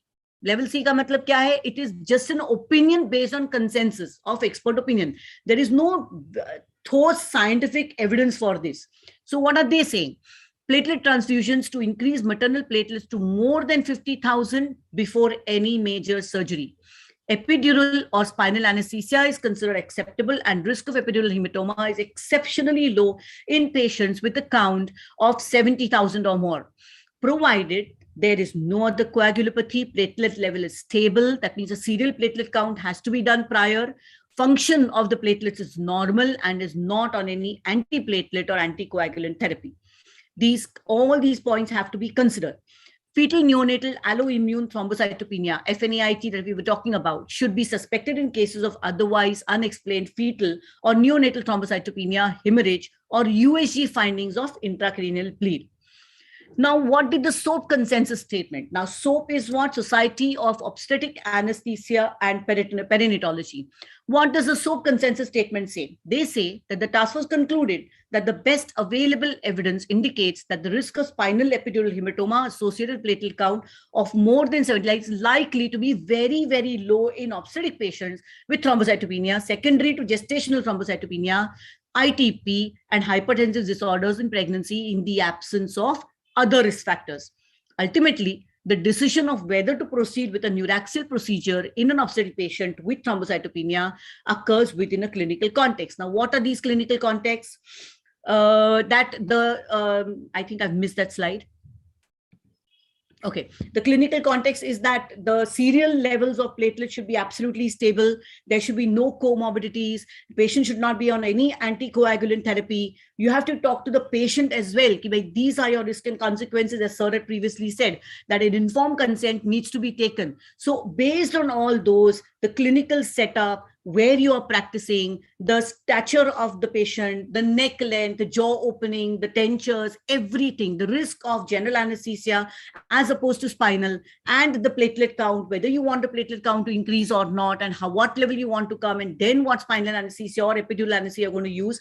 All these factors contribute. And then, now, when I was going through all this, I found this disclaimer in the SOAP consensus, all right?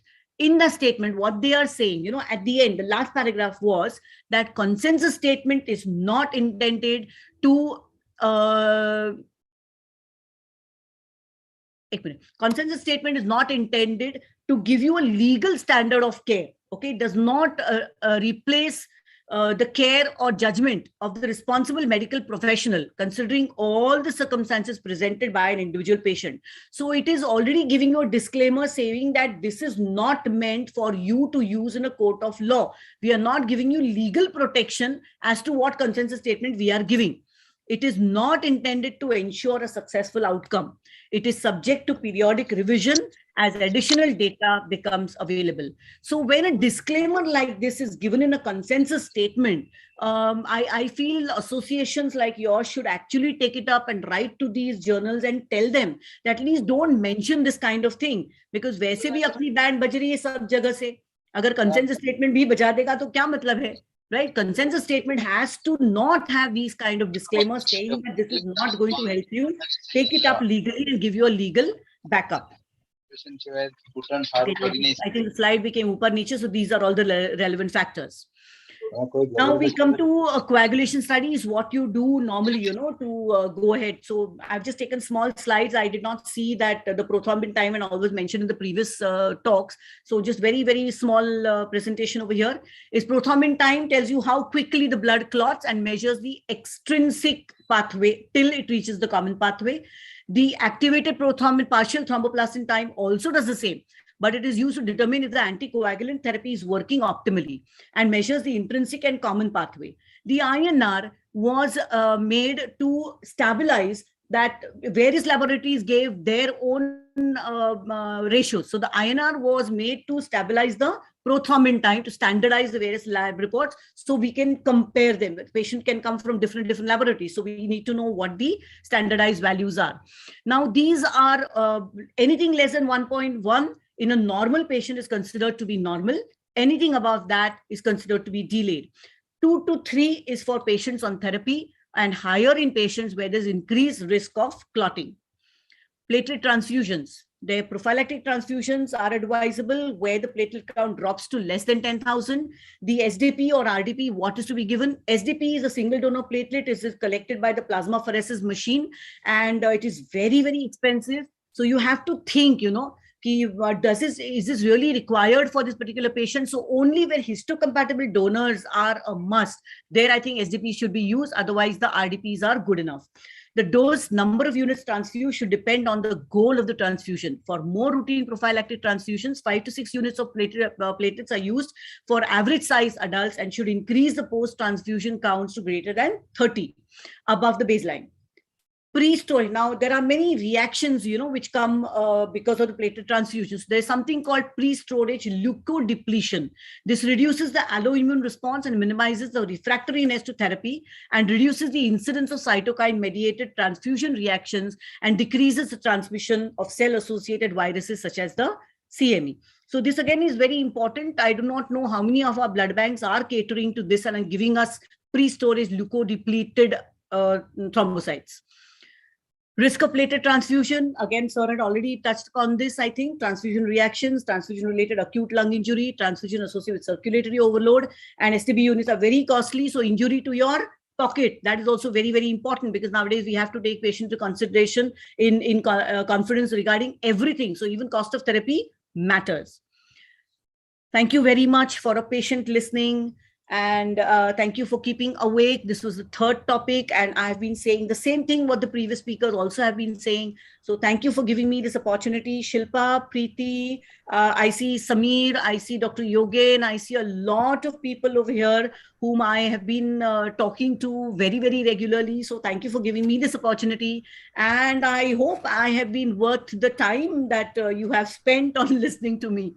So thank you very much. Excellent, Absolutely. madam. Yeah. Preeti, you can go on. Then I think even I have to say. Yeah, absolutely, ma'am. It was an absolute pleasure and delight to listen to you. As one of our speakers here has mentioned, that we would love to have you on our side rather than that side, even though our relationship of a gynecologist and an anesthetist is more like a Tom and Jerry thing. Okay, now I have a patient. Not at all, Preeti. In my hospital, I think Samir, everybody knows that Samir is in charge of my OT, and I always tell my gynecologist friend that your anesthetist is your my baap, you know. So all of you have to work in conjunction. And as a medical legal person, let me tell all of you that please work as a team. ये जब हम उंगली दिखाते हैं ना तो problem होती है, तो या तो आप फंसते हो, या तो एनेस्थेटिस्ट फंसता है, या तो गायनेकोलॉजिस्ट फंसता है, लेकिन फंसता तो डॉक्टर ही है. So you have to work as a team. All right. So all the best to all of you. Thank you for having me here. Thank you so much. Yeah, thank you. Yeah, with that, now I have a patient of thrombocytopenia who's come to me on the table and for surgery.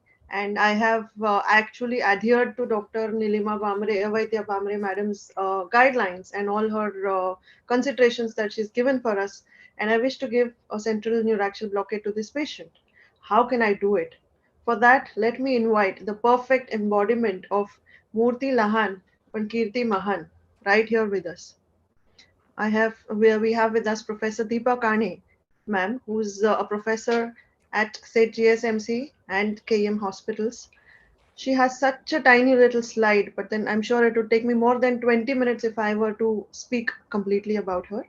Currently, she is the ex-president. She's just finished her term as a president of ISA Mumbai. She has over 30 years of teaching and has been the regional coordinator of anesthesia fellowship at KM Hospital. She's also a reviewer of Indian Journal of Anesthesia and the Postgraduate Journal of Medicine. She's part of the ethics committee member at GSMC and KM Hospital, Mumbai. Over 20 publications are to her credit, along with the ISA award for the maximum number of people who have been taught calls in the country. Over to you, Deepa, madam. Thank you, Preeti. Can I share my slides? Yes, ma'am. Yes, ma'am, you can share. Go to the share screen and then click on your desktop, complete desktop. Okay. Yes, we can see your screen now. Okay. Can you see my screen? Yes, and put it into the slideshow mode. Yes, we can see your screen. Okay, 1 minute. Just make sure that the slides are moving next and back. Just check once. Yeah, they are moving. Yes. Yeah, 1 minute. I can just. Bye, beta. Priya, I will not open the door. What? 8 o'clock you're coming, no? Okay, thank you. Thank you, Preeti, and thank you, Shilpa, for inviting me. Preeti and Shilpa are both very close to me. They are from KM, and thank you, ISA Borivali, Dr. Yogen Bhatt, for this invitation. I think there will be a lot of overlap of slides, and Nilima madam has said a lot of things I have in my slides, but I'll try to omit some slides. And we are all looking forward to talk from Dr. Bhave. I think finally we have to depend on the hematologist. See, there is a little problem again. Okay, my slides have started moving. Can you hear me? Preeti, yes, can you hear your voice is clear, madam, and screen is visible. We can hear you, ma'am. Okay, thank you. So my talk was on thrombocytopenia and central neuraxial blockade. By central neuraxial blockade, we mean a spinal, an epidural, or a continuous spinal epidural. So if you look at literature on lumbar neuraxial procedures in thrombocytopenic patients across populations, you see that this literature, the systemic review, had about 4,167 articles checked and some 7,000 odd procedures where the central neuraxial blockade was done. And 33 procedures had a spinal epidural hematoma. Of them, 14 patients had counts less than 25,000.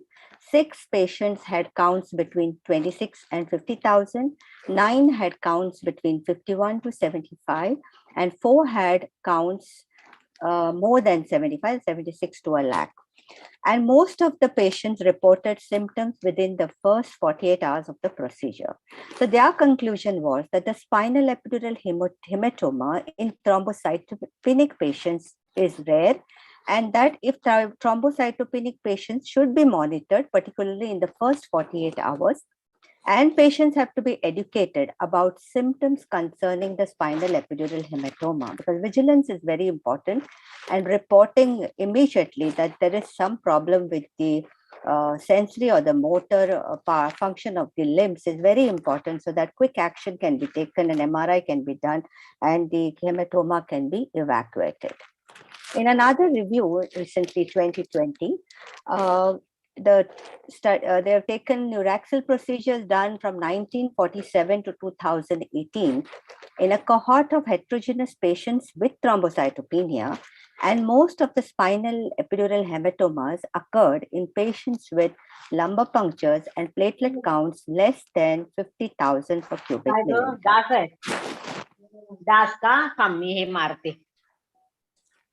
Okay, in the NAC study, that's the National Audit of UK, the incidence of vertebral canal hematoma after a neuraxial blockade was about 0.85 per a lakh.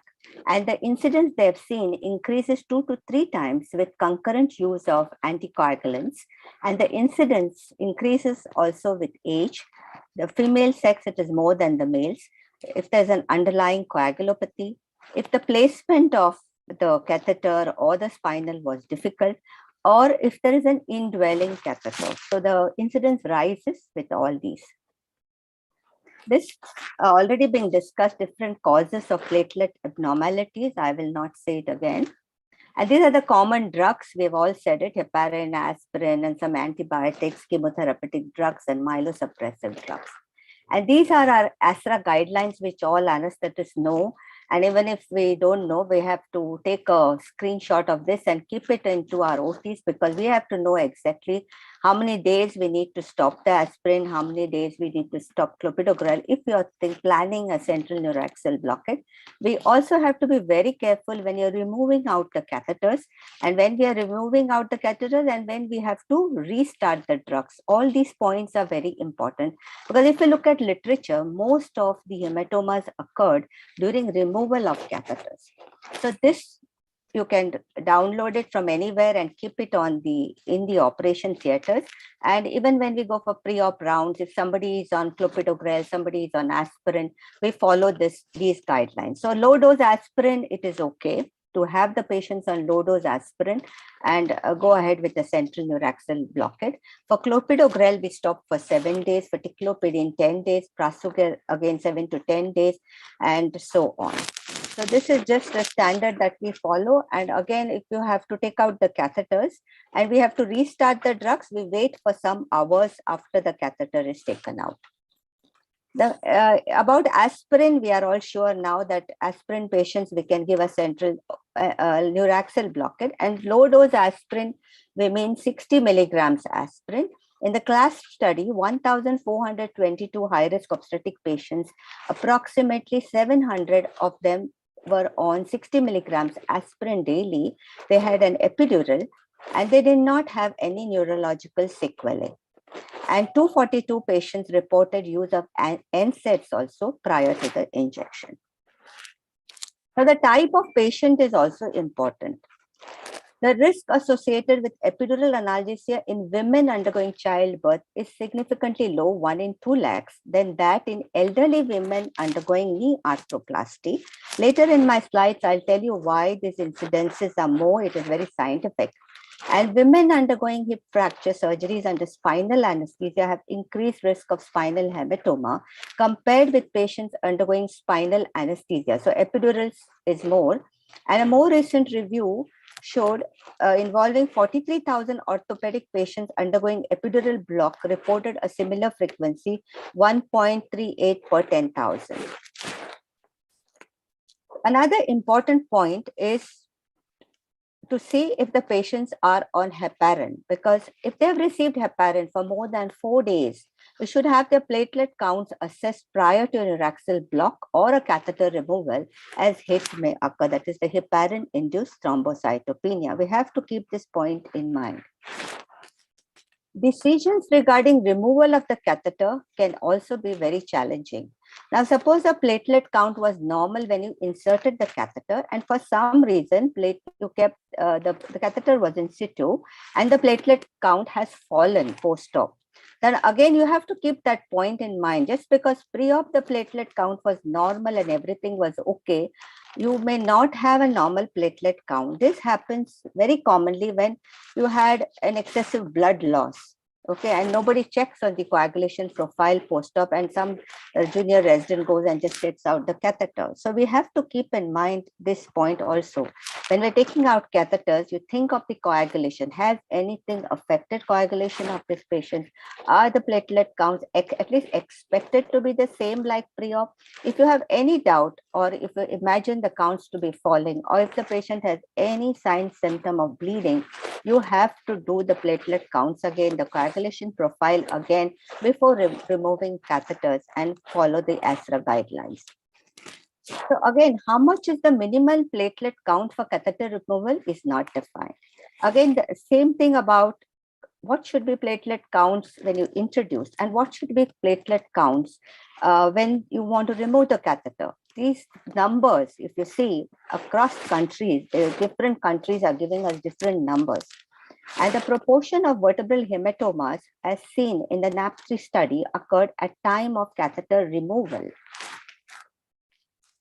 Now, this has already been discussed, the counts that you should have when you are giving platelet transfusions, or you're putting a central line, or you're starting with anticoagulation, or minor surgery, or major surgery.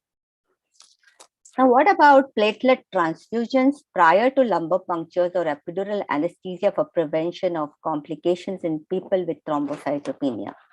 So there is no evidence from RCTs or non-randomized studies on which to base an assessment of the correct platelet transfusion threshold prior to insertion of a lumbar puncture needle or an epidural catheter. So the research is not telling us for sure, give platelets for this case and go ahead with the catheters or whatever. The platelet count thresholds for LP in US is 50,000. For UK also it is 50,000, but it is 20 to 40,000 in children. And in Germany, it is 20,000 unless it is an urgent procedure. This is for, we are talking about LP. I was just trying to see if we can do LP, then we can do a spinal. And the platelet count threshold for an epidural anesthesia also varies. In Italy and UK, platelet count of 50,000 is recommended, while in France, they say we want a platelet count of 80,000. Now, we should know one thing. Whatever are the platelet counts, how do we make our decisions? Coming to blocks and local infiltration, facial blocks and superficial deep blocks, it's important to see what type of your block you're giving, because risk, after all, is called a continuum. It is like low risk, normal risk, or high risk. So if you're giving superficial blocks, the risk is less. And you see with this arrow, the risk keeps on increasing as you go from superficial blocks to facial blocks to superficial perivascular blocks to deeper blocks. The risk is more and more with paravertebral blocks, more with a single shot epidural, and even more with an epidural catheter. So you have to bear this in mind if you're having a thrombocytopenic patient and if you're thinking of blocks, that your risks are increasing with a type of block. Again, spinal, the risk would be less than an epidural. Epidural, the risk would be less than an epidural with catheter. Again, as per the Canadian Anesthesiologist Society, low risk, intermediate risk, and high risk. Okay, so you have the superficial cervical blocks or the axillary block, the superficial blocks. You can go ahead and perform them because even if you have a complication, they are easy to manage.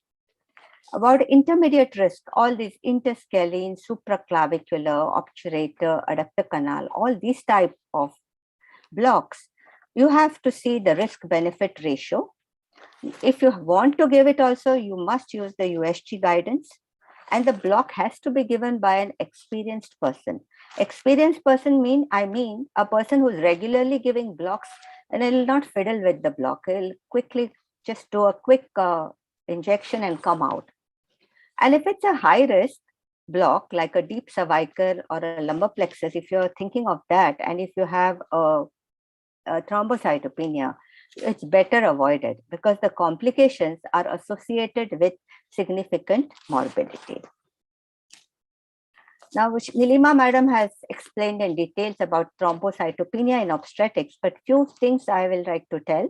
That it's a very common thing to have. It's 7 to 12% patients will have thrombocytopenia, and 1% will have moderate to severe disease. She's already told the causes. But what is important for us is just to look at more or less what would be the counts if it is a gestational thrombocytopenia, and if the counts are more than 70,000, it may be safe to give an renal. If the counts are about 50,000, it can or less may be considered if you don't have any other problems, and or if you have problems related to general anesthesia. If you have ITP, then your counts typically are less than 1 lakh. If it's a preeclampsia or a HELP, the counts, you have to keep a watch on the counts if it is a decreasing trend. Just see if it's not only the counts, it is the trends, the decreasing trends. If it is a decreasing trends, I would play very safe, would not go for an renal unless really there is a reason to give a renal. So again, decreasing trends, be very careful with renals. And fatty liver, again, the counts will be more than 50,000. So looking at what is the reason for this thrombocytopenia, you have an idea of the counts. Of course, you will have the reports also, but whether the trends are decreasing is a very important point. Now, why are we so much bothered about giving a renal to a person whose counts are on the lower side? And we are so worried about having our biggest fear is a disastrous complication like a spinal hematoma. Because of all these benefits to the mother and the fetus, we think that if we get away with a renal, it is better.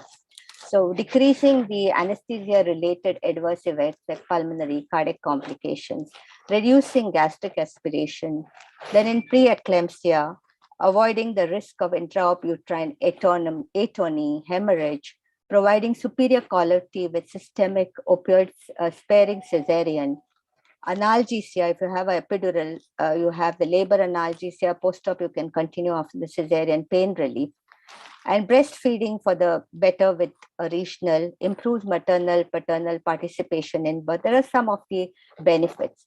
Fetal benefits reduces risk of respiratory depression, avoids in utero exposure to all our agents, and enables benefits of immediate post-delivery skin-to-skin bonding and breastfeeding. Okay, these are all the advantages, but you keep the disadvantage or the biggest problem in mind, that is a spinal hematoma and a disastrous complication. The incidence in general obstetric population is 1 in 2 lakhs to about 1 in 2,50,000. And incidence of paraplegia secondary to a central neuraxial block as per the NAP study is 1 in 3,60,000. Obstetric patients. are hypercoagulable due to physiological changes of pregnancy. They have more compliant epidural spaces. They have less of spinal pathology like canal or foraminal stenosis. I've told you, elderly population, orthopedic population, these incidences are more. Large epidemiological studies have shown that obstetric patients are at lower risk for spinal epidural hematomas compared with general population. Thank God for that. So Nilima madam has already talked about this actually. So this is from the Society of Obstetric Anesthesia and Perinatology. So they have said, if you have signs, symptoms of bleeding, like bleeding from somewhere, it is no to a central neuraxial blockade. If you don't have any such bleeding, then you look at the etiology of thrombocytopenia. And again, you look at the platelet counts. If they are more than 70,000, then the risk is low for a spinal epidural. But if the counts are less than that, again, there may be scenarios where you have to look at risk benefit and justify yourself that why you're proceeding with the neuraxial procedure. And for counts less than 50,000, there is an increased risk of spinal epidural hematoma. It may be reasonable to avoid a central neuraxial blockade. So this is quite clear about when you would take the risk and when you would not take the risk. And just put up one or two case reports. The patient with a twin pregnancy was required a cesarean section for severe preeclampsia, and her platelet count was around 71,000. Epidural anesthesia was performed after platelet transfusion. A spinal epidural hematoma was diagnosed post-op. A generalized tonic-clonic seizure sparing the lower limbs enabled the early diagnosis to be made, and the patient recovered with no permanent neurological damage after laminectomy and clot removal. But I tell you, at least in a setup like us, even if I feel there is a problem with the limbs, and I tell the surgeon, I want the MRI done immediately, and I want the clot evacuated, we have to do all this in 6 to 8 hours. It is nearly next to impossible. So we just think properly before giving the central neuraxial blockade. And we have to remember the risk of clinically significant bleed increases with age, associated anomalies of spinal cord and vertebral column, presence of underlying coagulopathy, difficulty during needle placement, and indwelling neuraxial catheter during sustained anticoagulation, particularly with standard heparin or low molecular weight heparin. They are more additive rather than synergistic, and there is a need for prompt diagnosis and intervention. So we also, even if you think of doing a central neuraxial blockade in a patient with a little lower counts, thinking that the patient is high risk for GA, I would have a limit to how many times we can prick the patient. Once in one prick, you're getting it is different. 2 pricks, 3 pricks, and it goes, it shouldn't go on. So you should make, you may have to change gears if like you have thought of a regional, but you're not getting it in 1 or 2 attempts. I think you should shift over to GA. We have to keep these things in mind. This is another case report by Dr. Tasneem Dansura from Safety. She had a 72-year-old patient on treatment for COPD, and a chronic ITP was scheduled for bilateral TKR. Now, this patient had thrombocytopenia with a platelet count of about 69,000. TEG and coagulation profile were normal. Spirometry revealed severe airflow obstruction with gold stage 3, and other biochemical parameters were unremarkable.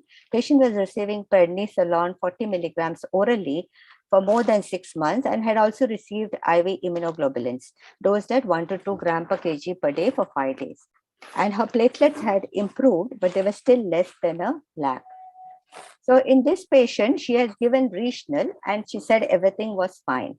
Now, if this patient had good lungs and the counts are like this, and in the case of thrombocytopenia, this same case, I would have gone for a general anesthetic. Now, she has gone for regional and there was no problem.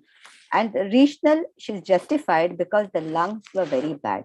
Another important point, as Dr. Nilima said, is that all these things have to be explained to the patient, because especially when it is a TKR, It is a surgery to improve quality of life.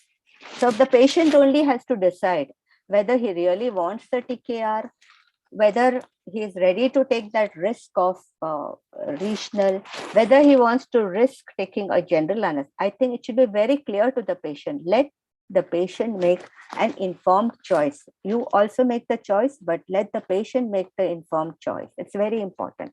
So finally, it is risk benefit. If regional anesthesia is to be considered in a patient with known abnormality of coagulation, other important thing is an experienced anesthetist performs it, and an experienced regional anesthetist who will need fewer attempts to gain the block success. And it's likely that the complications are related to bleeding are because of the number of attempts at that particular block, whether it's central neuraxial block or the other block. And leave novices to perform normal risk cases. So it's more important for teaching institutes.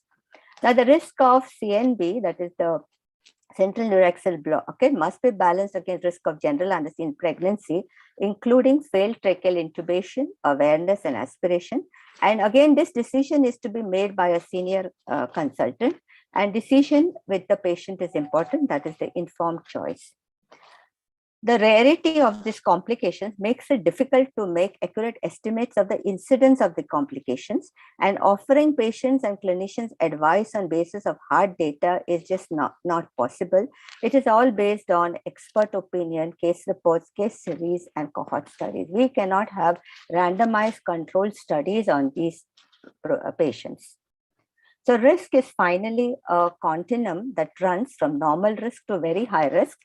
And if you have a patient with less than 75,000, and if I say this is not acceptable for central neuraxial blockade, what do I do with a patient who has counts of 76,000? We leave it to the anesthetist to decide. So look at risk benefit and look at vigilance beyond guidelines. Thank you very much. Thank you, Deepa madam. Yes, as you said rightly, you have given the guidelines in such a nice manner. Thank you so much. Yeah. Sorry. Thank you. Yeah. Dr. Sharmila madam, can you introduce the next speaker, please? Yes, I will. I take great pleasure in introducing Dr. Abhay Bhave, our next dynamic speaker who will speak about hematologic fitness in thrombocytopenic patient. He has done his MD from Sion Hospital, followed by 2 fellowships in hematology, one from Vellore and one from Australia. I will highlight only few of the accolades that he has received so far. He has received the Dr. B. Subramaniam Award from IMA, the Ekta Manch Awardee. Also, he has several national and international publications to his credit, and is a member for guidelines on newer anticoagulants, guidelines on pulmonary embolism, guidelines for DVT in India. So over to you, Dr. Bhave. Thank you very much for the opportunity to discuss this topic, which I think is extremely well discussed already. And I'm just a bit embarrassed that I might end up kind of repeating a lot of things that have already been discussed. So anyway, my job description is to talk on hematology fitness in a thrombocytopenic patient. And I would like to thank Dr. Shilpa Tivaskar and her entire team and the previous speakers who have really added to my knowledge for the opportunity to speak here. So if you look at platelets and thrombocytopenia, an adult produces probably 1 population of India per day in the bone marrow and destroys that much again. And in terms of stress, it can go up by 20-fold. The fact that platelets existed in our blood is known for more than 100 years now, such that in 1841, they were called as extremely minute granules. And they were also called as dust of the blood. So we know today that mild thrombocytopenia is when it's above 50,000, moderate is when it is between 10 to 50,000, and severe thrombocytopenia is when it's less than 10,000. The reason we need to know this is because above 50,000, the chance of the spontaneous bleeding is very little. It's usually with trauma. Between 10 and 50,000, it's anyone's game, depends upon the clinical situation and the coexisting coagulopathy, that there can be spontaneous bleeding. But as we go below 10,000, the risk of spontaneous bleeding is highest. If we see the reasons for thrombocytopenia, when we get a consultation for thrombocytopenia, three thoughts come in our mind. Is it because of lack of production? Is it because of excessive destruction? Or is it because of abnormal pooling of platelets within the body? So things like marrow failure causes less production. ITP, as has been discussed, or certain infections can give rise to excess destruction, including the dengue, malaria, typhoid, and other infections, including the current COVID-19. An abnormal distribution is when, suppose there is a splenomegaly as part of liver disease and there is abnormal pooling of platelets in the spleen, and that immunologically gets destroyed over there. Why do we need to know about platelets? Why are we worried? Because it brings out certain issues. One, it makes the patient stay in hospital longer. Two, statistically, the incidence of major bleeding is higher. And there's a higher chances of need of platelet transfusion, complications that can occur as part of either transfusion or as part of thrombocytopenia, recurrent needs of readmissions or re-exploration or reopening because of the thrombocytopenia causing collection of blood inside surgical site. And all of this can give rise to increased rates of morbidity and mortality. As was earlier alluded to by Dr. Kane, I think about 5 to 10% of patients will be thrombocytopenic preoperatively. But about 2 to 3 times, maybe an unknown number, will develop thrombocytopenia after hospitalization, especially in the perioperative period, as part of what I like to call as thrombocytopenia consumption not amounting to DIC. So there's a drop in platelets as part of consumption, but it is not DIC. We see it very commonly in surgeries, especially in major surgeries where there is consumption. Now, whenever I look at thrombocytopenia as a hematologist, I need to look at the causes. I told you production, destruction, and loss. I've mentioned some over here. I'm not going to go through all of them, but don't forget the fact that sometimes you might need to take really good history and review all the past records to see whether the thrombocytopenia is a new onset one or it was a pre-existing. It makes a lot of difference to us because my level of aggression, my therapy, and the need of transfusion will change accordingly.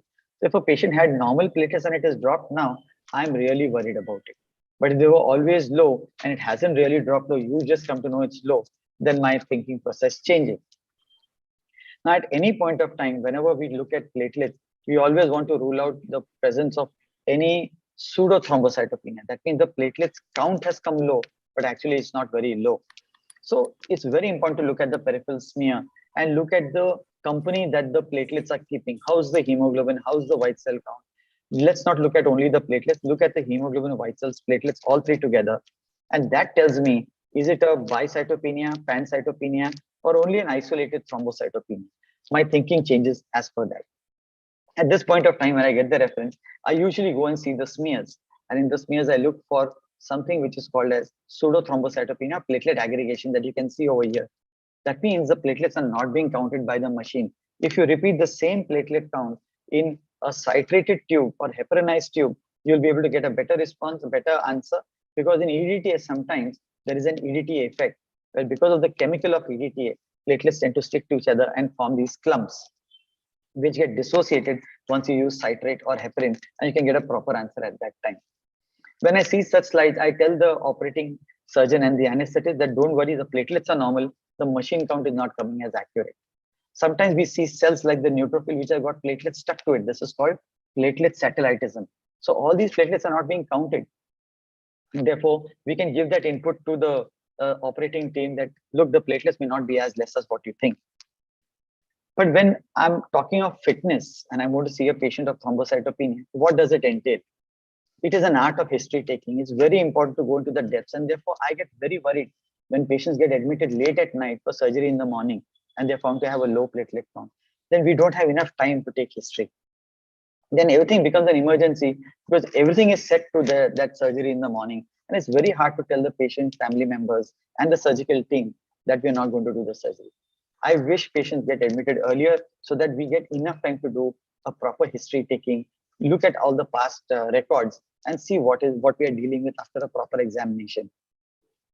Then at this point of time, we want to communicate, do a proper discussion of what this thrombocytopenia means, and we do a documentation. The documentation is extremely important. That saves us, that we had already told them what the risks or the benefits of the surgery are going to be with low platelets. So what do? I either do the basic tests of CBC with endices, I look at the peripheral smear myself, and I do the blood group.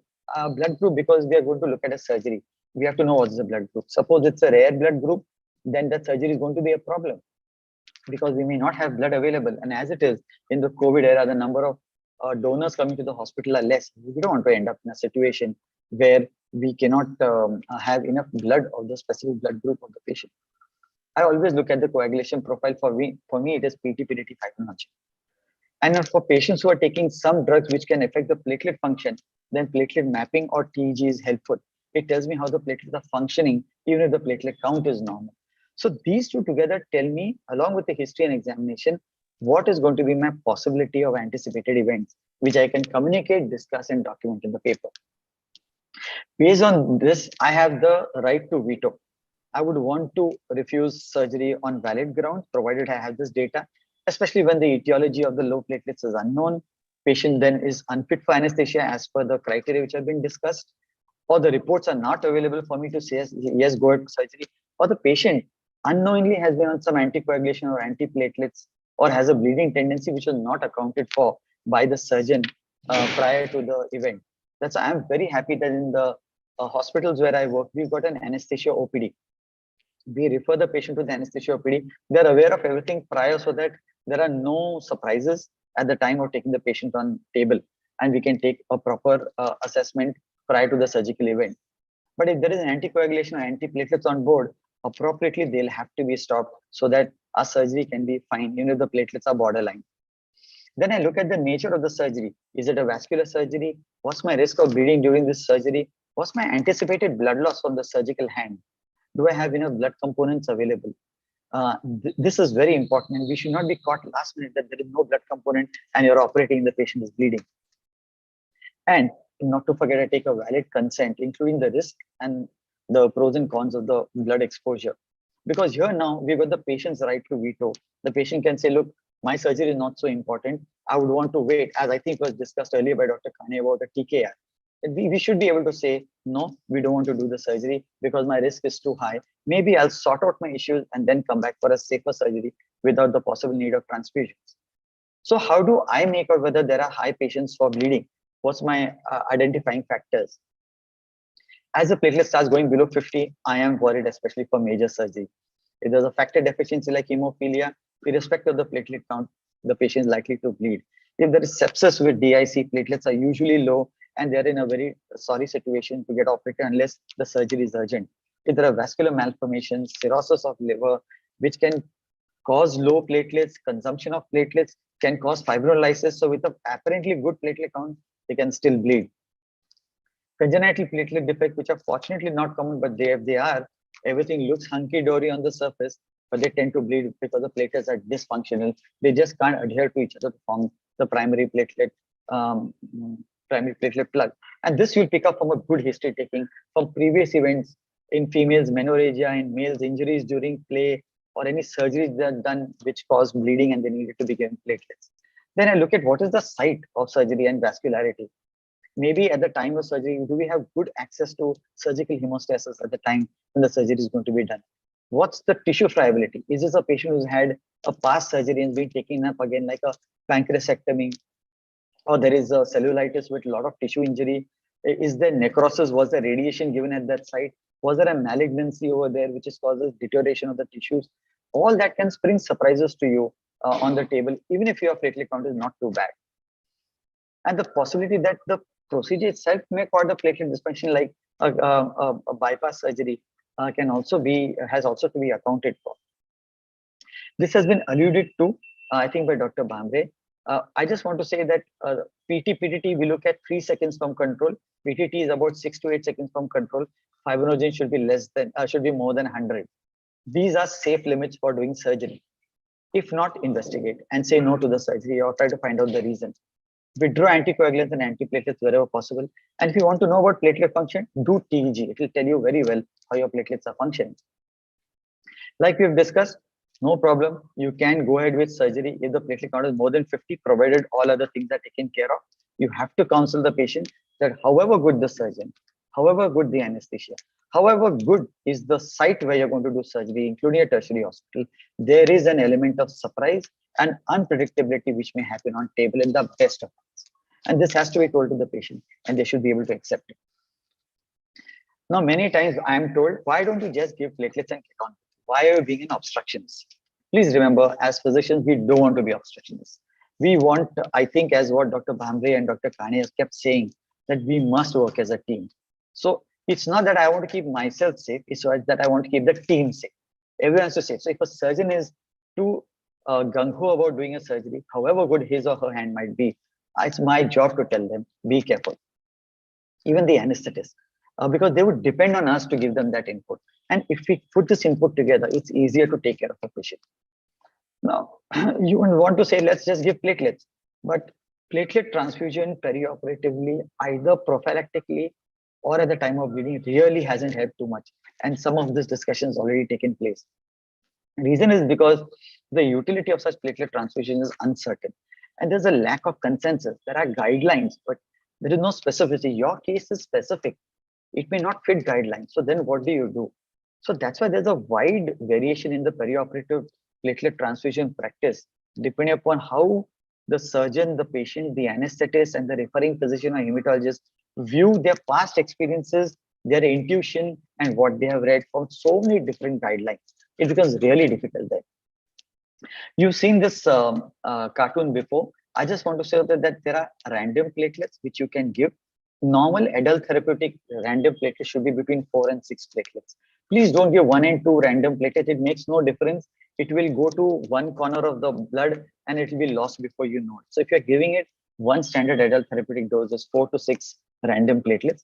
We many times prefer single donor platelet in hematology because then it reduces the exposure of the number of people and their antigens to the patient. But if it's a one-off surgery, random platelets have no bigger disadvantage, or they're as good as single donor platelets. It's for our patients who need recurrent platelet transfusion that we use SDP. Otherwise, SDP can be done away. Today, because the donors coming into the hospital are less, SDP has become very popular, but it is costly.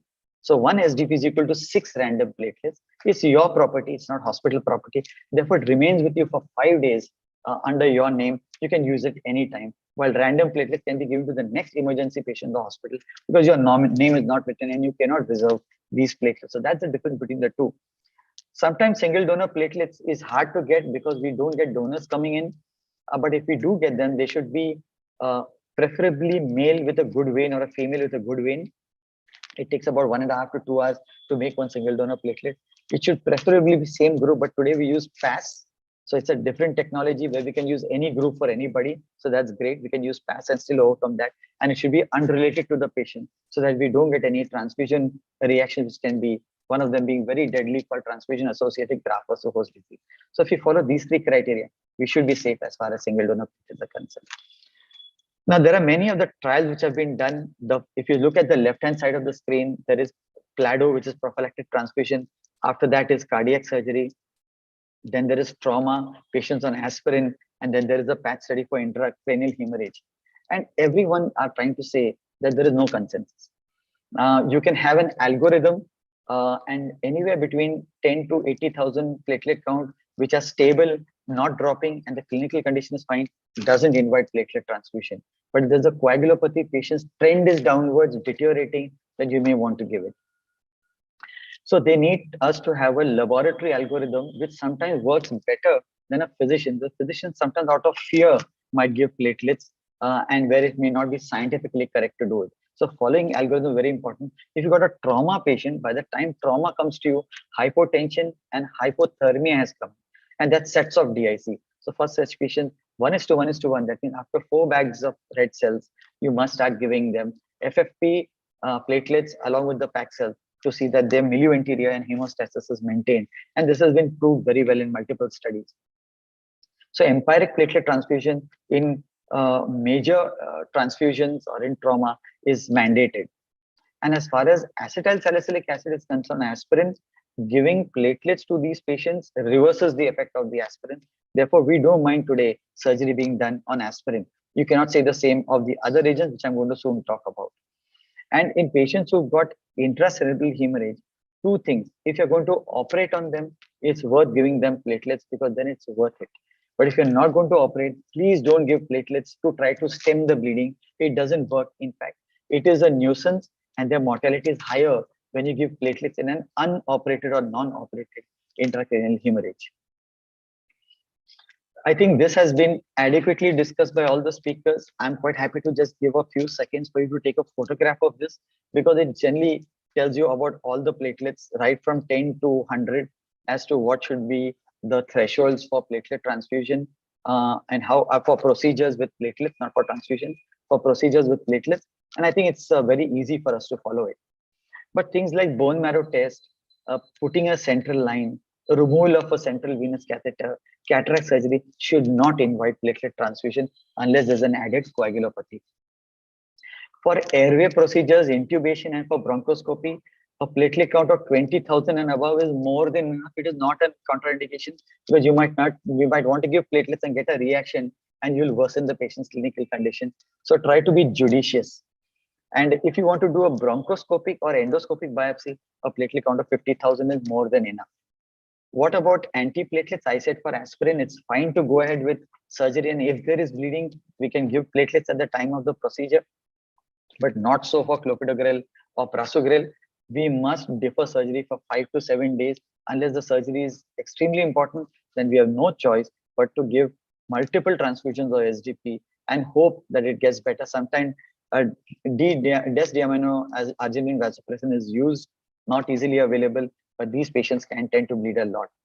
Ticagrelor, which is not so often used, is a drug that now has a reversal agent. It's called bentrasimab, which is a reversal agent, and it rapidly reduces within about 5 to 10 minutes, and it is sustained for 24 hours. Unfortunately, ticagrelor is not adequately used, but if it's used, we can use this in the future. I would want to share some general measures that I would love the surgeons and the anesthetists do it on table and for the intensivists to do it post-operatively. I'm a great fan of using tranexamic acid to stabilize the clots that are formed. It is not prothrombotic as it is thought. Antifibrotic agents like tranexamic acid, they prevent the breakdown of the clot. So that doesn't mean they're prothrombotic. They just prevent the clot breakage. So the clot remains, your bleeding reduces. Use of agents like patches, which can be used to stop bleeding, I would also encourage. Avoid NSAIDs or any other drugs that cause lowering of platelets, like certain antibiotics, cortisone, heparin. These can drop the platelets. So try to avoid them. Intramuscular injection should be avoided. If it's possible with very low platelet count, use general anesthesia. But as per the platelet count, you can use the appropriate anesthesia. The airway maneuver should be gentle and atraumatic.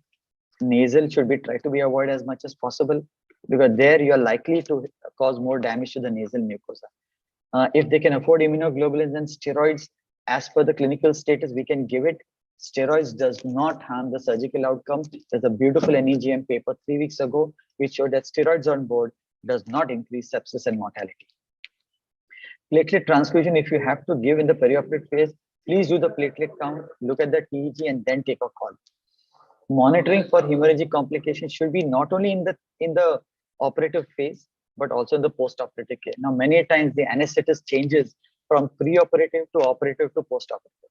And I feel sometimes that's a bit of a problem. So for major surgeries, whether it's thrombocytopenia events, if the same anesthetist can follow up post-operatively, it will be nice so that the additional monitoring post-operatively can be continued.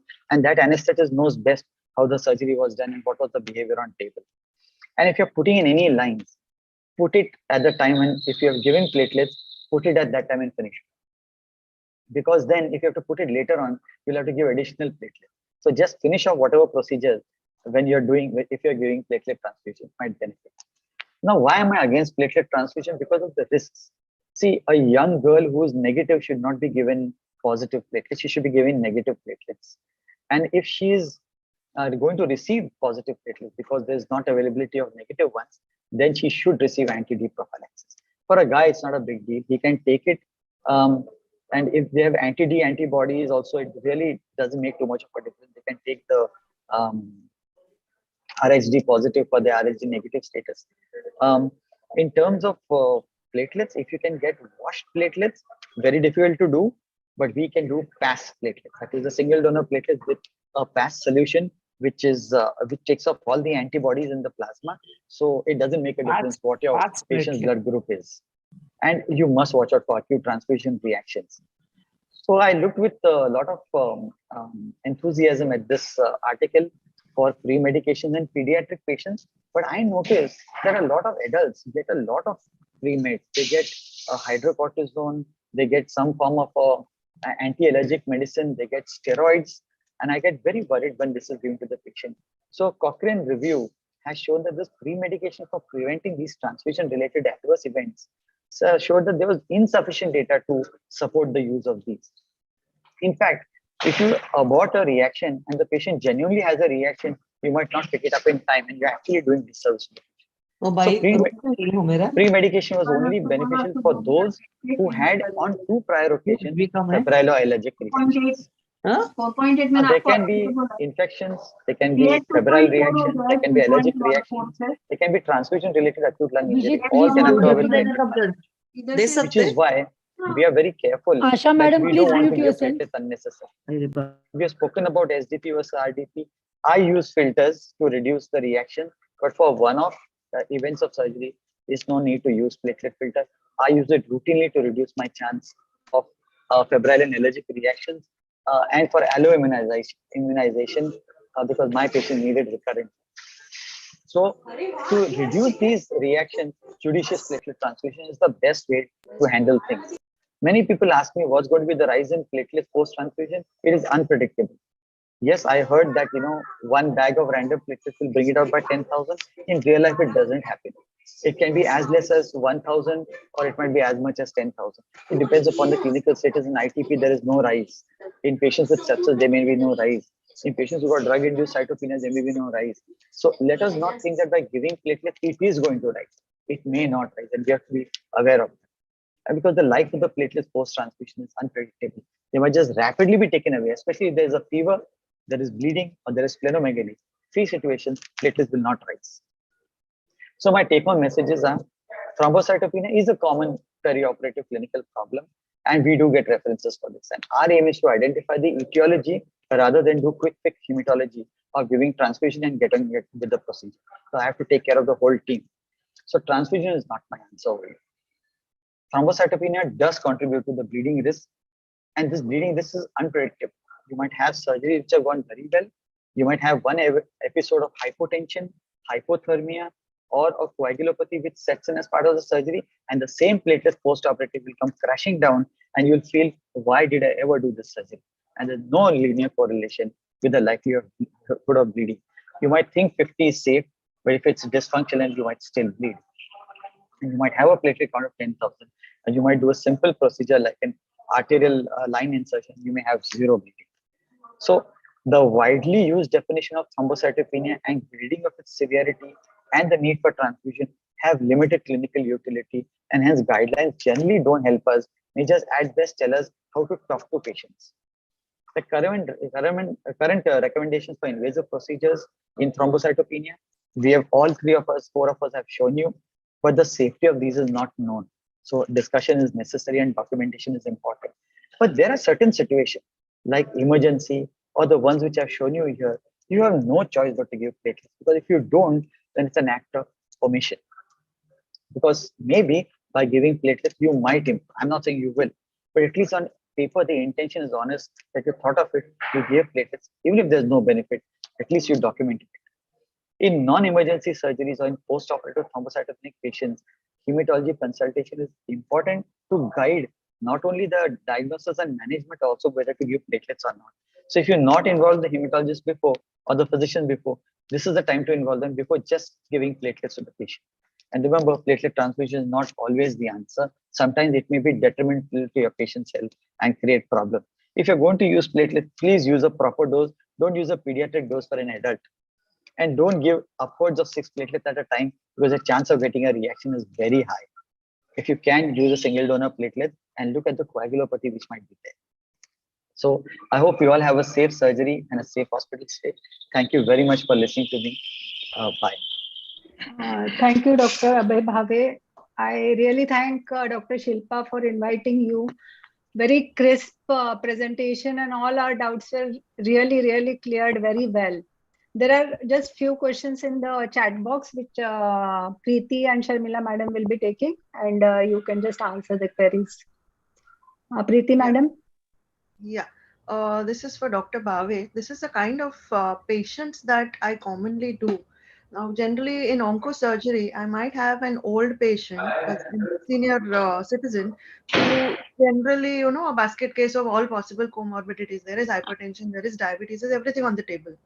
And if it is a malignancy, a GI malignancy, these are patients who have come to us after months of, say, chemo, or you know, they have been irradiated and whatever. So when they come, they are absolutely on the borderline. The hemoglobin may be around, say, 8 or 9 or something like that. Platelets are again on the borderline, say around 80,000-90,000. And I am expecting a significant amount of bleeding. Now in these patients, what I prefer to do in my practice is we put in an epidural for post-op analgesia or peri-op analgesia, and then the case is done under GA. Now, while all the other protocols are in place, my question here would be, when is a good time to give this patient some platelets? Whether I should, you know, increase the platelet level beforehand or intraoperatively or postoperatively? What is a good time? Because peri-op, that whole circle is there, you know, patient can deteriorate at any time. So Yeah, sure. that is, yeah. Yeah, I mean, so it's a complex question, and it's a situation where we would love to be hands-on, look at the slide, look at the patient, examine the patient. But in this situation, I would be more keen, if it's not an emergency surgery, I'm very keen that we want to increase the platelet count first. There are ways to do that. There is immunoglobulin. There is an injection called TPO mimetic agents, TPO-RA.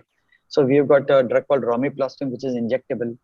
But it will take about 4 days for it to start working. There is oral tablets of L-Trombopag, which is a TPO mimetic agent that can bring up the platelet, but it might take about 5 to 7 days. Immunoglobulins will work fast, but it will work fast only for those who have platelets low because of an immune destruction. It will not act for those who have a central destruction, like in your case of chemotherapy-induced marrow suppression. That is more central thrombocytopenia rather than peripheral. So nothing is going to work there. Only thing that will work is probably romiplostim and platelet transfusion.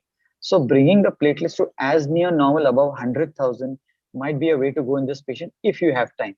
If you don't have time, surgery is urgent, then a discussion with the patient along with documentation, and then giving platelets in the perioperative phase if needed. So you are ready with platelets, you are going to monitor the patient, you are going to do the CBC, you can do a TG intraoperatively if you have the facility. It tells you what's the function of the platelet, and then you can accordingly modulate and see whether you have to give platelets. And I'm hoping you stopped anticoagulants or antiplatelets before the surgical event appropriately. So quickly to tell you, aspirin, no problem, we allow. If they can stop, it will be nice. Clopidogrel, 5 to 7 days. Ticagrelor, 7 to 10 days, a similar 7 days. If it is going to be DOACs, then all the DOACs need to be stopped at least 2 days prior to the surgery if their creatinine is normal. If their creatinine is abnormal, at least 3 to 4 days prior to the surgery. This is standard. As long as the creatinine clearance is good. So 2 days before should be fine. If I may interrupt, Dr. Bhave. Yeah. Apixaban comes under DOACs. Yes, it is a direct oral anticoagulant. Yes, apixaban is direct. Apixaban, rivaroxaban, and dabigatran. All are 2 days prior to surgery. We have to stop them. Normal creatinine. If it is abnormal creatinine, 3 to 4 days. Oh. Yes, yes. Because they hang around in the present. They are renally excreted. So they hang around.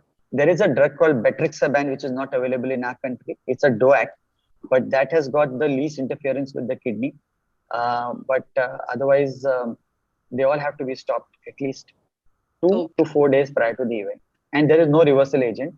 However, having said that, if the patient is on dabigatran and you want to do surgery immediately, you have no choice. You can use a drug called idarucizumab, which is a monoclonal antibody for reversal of dabigatran.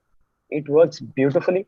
Within 1 hour, the reversal has taken place in 1.4 hours, the patient can be on the table. This is available in Mumbai. Yes, it is available through the innovator company. The drug name is idarosuzumab, and I think their brand name is Praxbind. It binds the Pradaxa. Pradaxa is, I think, dabigatran. This is BI. It is BI. That is very Other important. two, that is apixaban and rivaroxaban, they don't have a reversible agent yet in India. And Daxonate, it's not available here.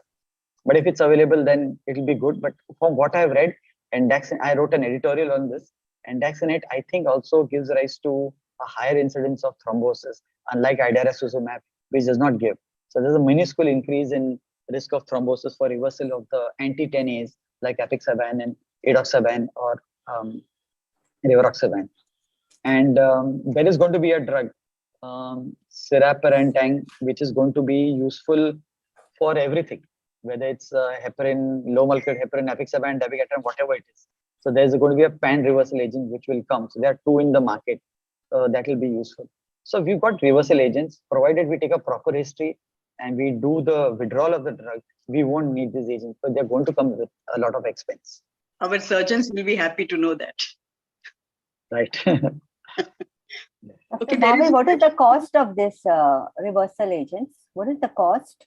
I think I may be subject to correction, but if you are buying the original Pradaxa or dabigatran, the cost of, and you register with them, there is a registration site. If you register with them, then the cost is, I think, 40,000 or even probably less for the 5 grams.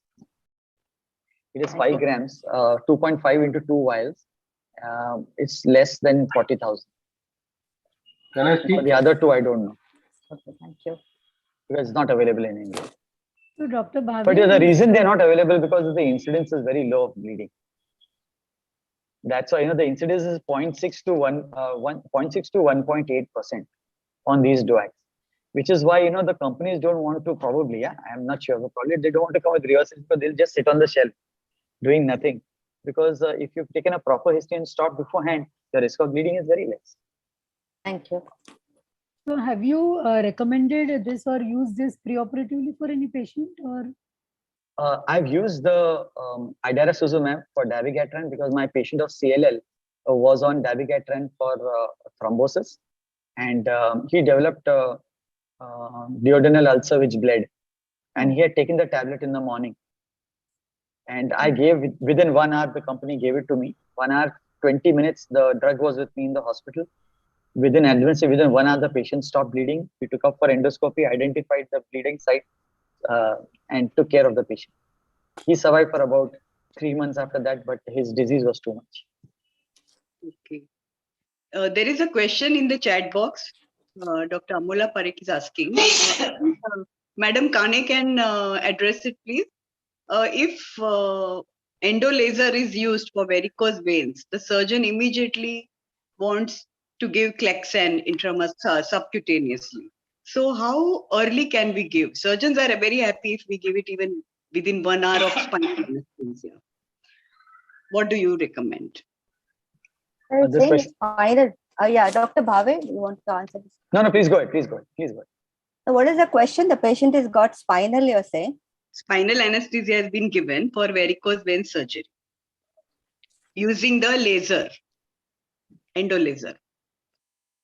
Now, after 1 hour of surgery, the surgeon demands that Clexane be given so that the patency of the veins remains.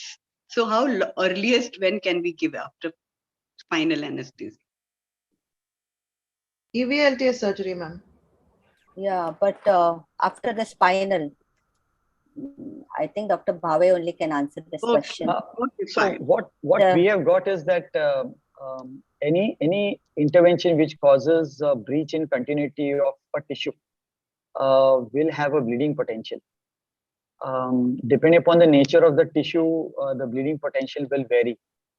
So if we say that for first 6 to 8 hours post an intervention, please do not give any anticoagulation. Whatever anticoagulation in trials was given at 4 hours or 6 hours resulted in a higher incidence of bleeding at the surgical site, and they had to change the protocol and the study design to use it after 6 to 8 hours. And there is a physiological reason for this, that once there is a breach in the continuity, there is a clot formation, and at that point of time, nature increases the fibrinolysis because it is trying to customize the clot to the site of the injury. Otherwise, the clot will propagate further, causing disseminated thrombosis, which is not what nature wants. So nature is trying to customize the clot to the site. So the fibrinolytic potential is high at that time. And this takes place between up to about 4 to 6 hours. After the 6th hour, the fibrinolytic potential starts reducing. And that is the time by 8th hour, its potential is low. If we give an anticoagulant in that period when fibrinolysis was on the higher side, your bleeding risk is high. And as you wait for the 6 to 8 hours to come and it goes beyond that, then it is the chances of bleeding is less. What if it's a major surgery? You got drains inside, serosanguinous fluid coming out. I would not give whatever the surgeon says. I'll use a mechanical method to prevent DVT in the lower limbs, like a sequential compression device or an IPC or stockings if you don't have it. But I would rapidly change to the pharmaceutical product of your choice, whether it's enoxaparin, whether it's dolteparin, whatever it might be. I would want to go to it once the bleeding potential is less. In major surgeries, I don't mind delaying to 12 or even 24 hours, depending upon the clinical situation. Is the hypotension? Are the platelets dropping? What are the drains? Is the patient on ventilator? Is the patient oozing from sites? Has the hypotension and hypothermia during surgery or prolonged anesthesia caused the patient to develop hemostatic abnormality? So I don't go by a time. We'll have to go by the situation.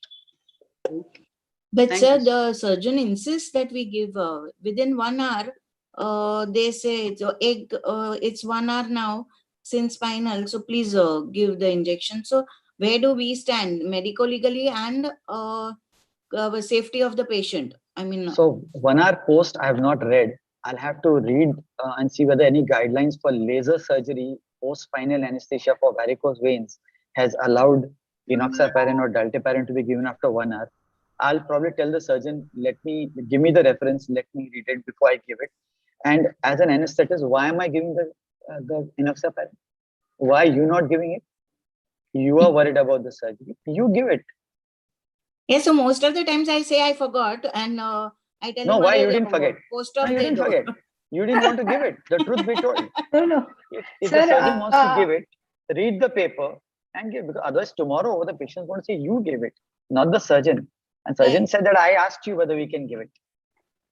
No, No. my surgeon No, so once my said, sir, I usually do that only. I just say I'm giving, forgot, and then give it a post-op. अरे no. board में बोल I दो दे will- देने के लिए. I will tell my surgeon is saying there is no paper, madam. So let us make a series of cases and Yes, present it as yes. a paper. That's what my surgeon That's always what- tells me whenever I And have you know what? epilepsy. We are happy to learn.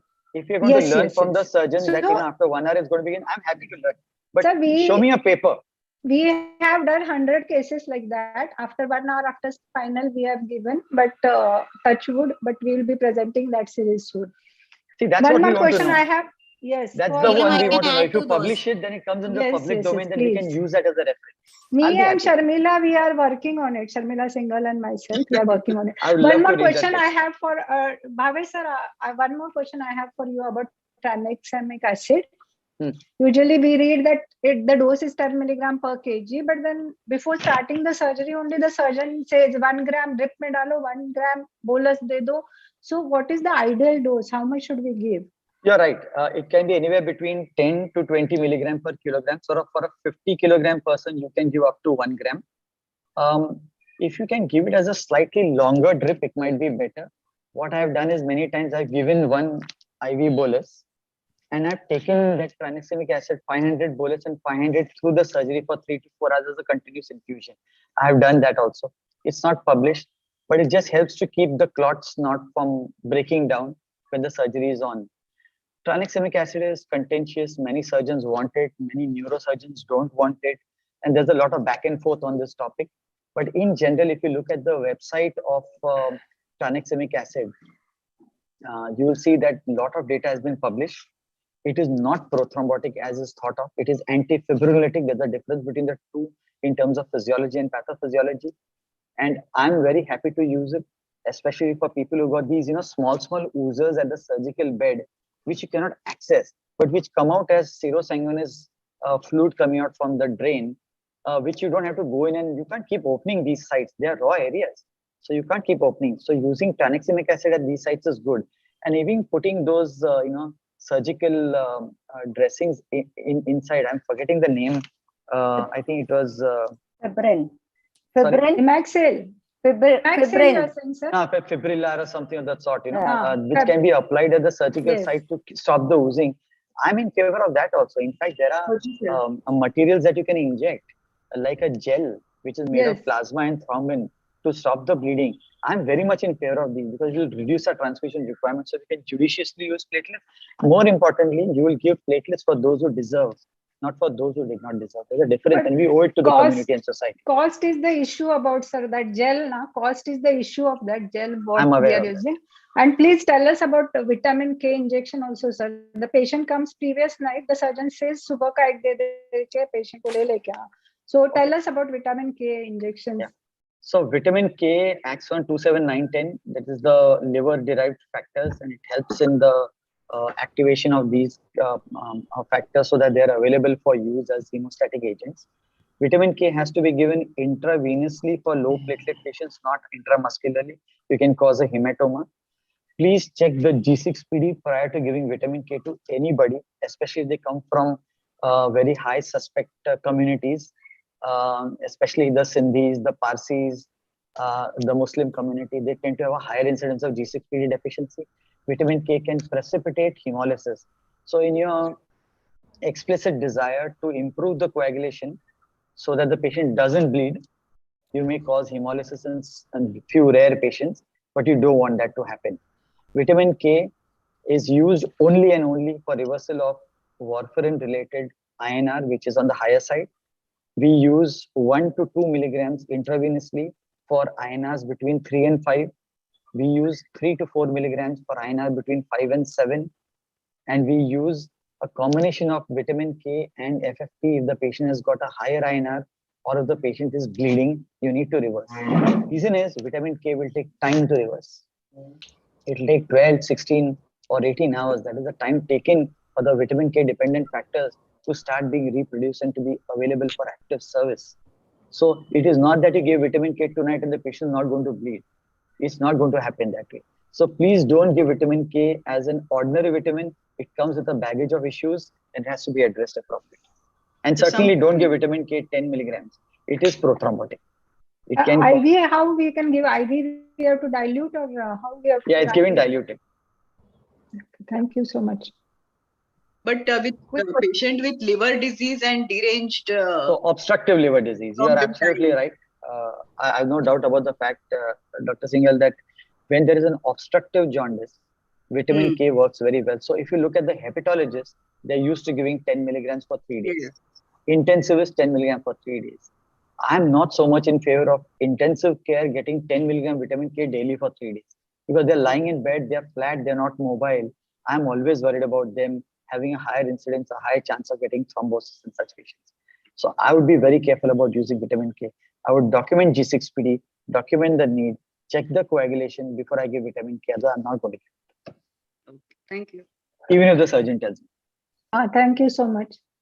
Quick question for Nilima, ma'am. How often have you seen neonatal issues in a patient or after an ITP mom? Generally, up to 3 days, they say that thrombocytes, the platelets may go down. So have you come across such a situation? Not really, because like I said in my talk also, I work in a small nursing home where these kind of situations we are not dealing with.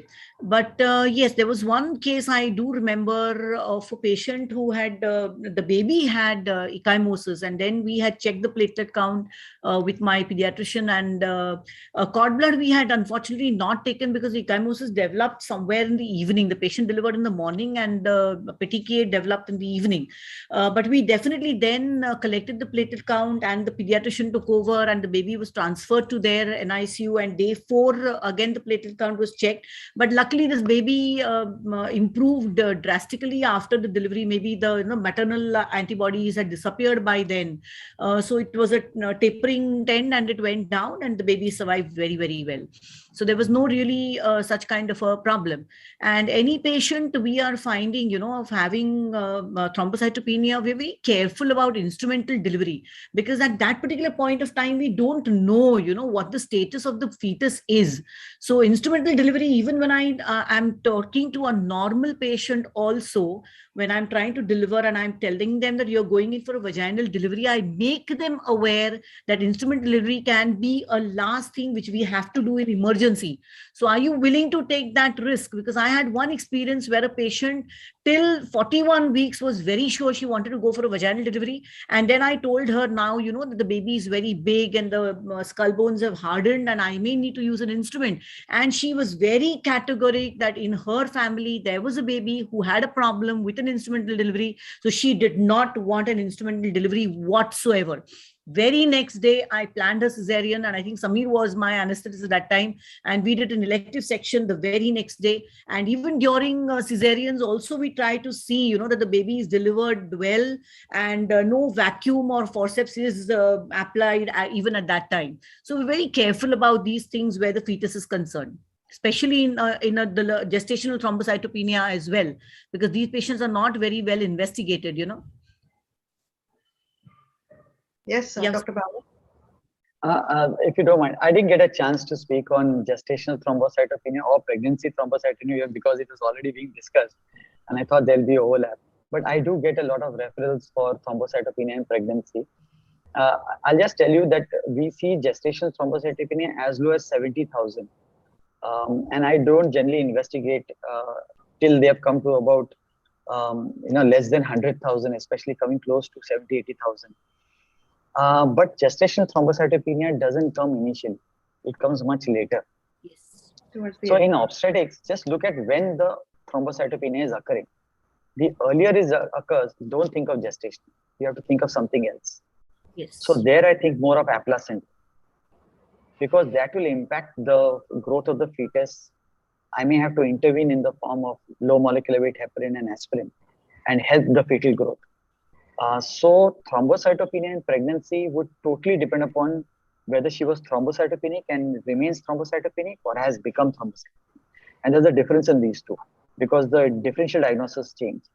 And as thrombocytopenia comes towards the second trimester, early second trimester, and she develops hypertension, think of all the hypertensive disorders of pregnancy. So you'll start thinking of HELLP syndrome, the preeclampsia. Those are the ones you start worrying, acute fatty liver. And as the pregnancy goes further down, HELLP syndrome. So one thing I do over here, look at the blood pressure and I look at the smear for schistocytes. For me, the advantage is looking at the slides. Schistocytes tells me something is wrong. I'm looking now at probably HUS, TTP, early onset DIC.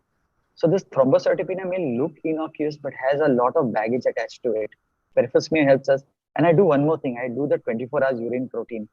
Onset of preeclampsia, proteinuria is very important. As they start developing proteinuria, even if the blood pressure is just borderline, we know she is going to go for it. So we can warn the obstetric better. Maybe the blood pressure control will be better. So all those things can come into play. Our monitoring of platelets will be more often. Smear evaluation will be more often. So hematologist could be a value add to the obstetrician at this point of time when the platelets are low. Dr. Bhavi sir, regarding the discussion which was going on about using Clexane or antiplatelet. So recently we had a patient of a big pulmonary thrombus in draw. Still, since it was an operative patient, we waited at least 12 hours to start the antiplatelet agent. And Antiplatelet agent. Yeah. For a thrombus, we'll use anticoagulant. Yeah, but heparin was given. Okay. And plus regarding vitamin K, though the action starts around 8 to 10 hours, usually we end up giving one dose if there is deranged coagulation. That's why, guidelines talk about something called as physician judgment versus laboratory algorithms. So to see that a hospital does not have too much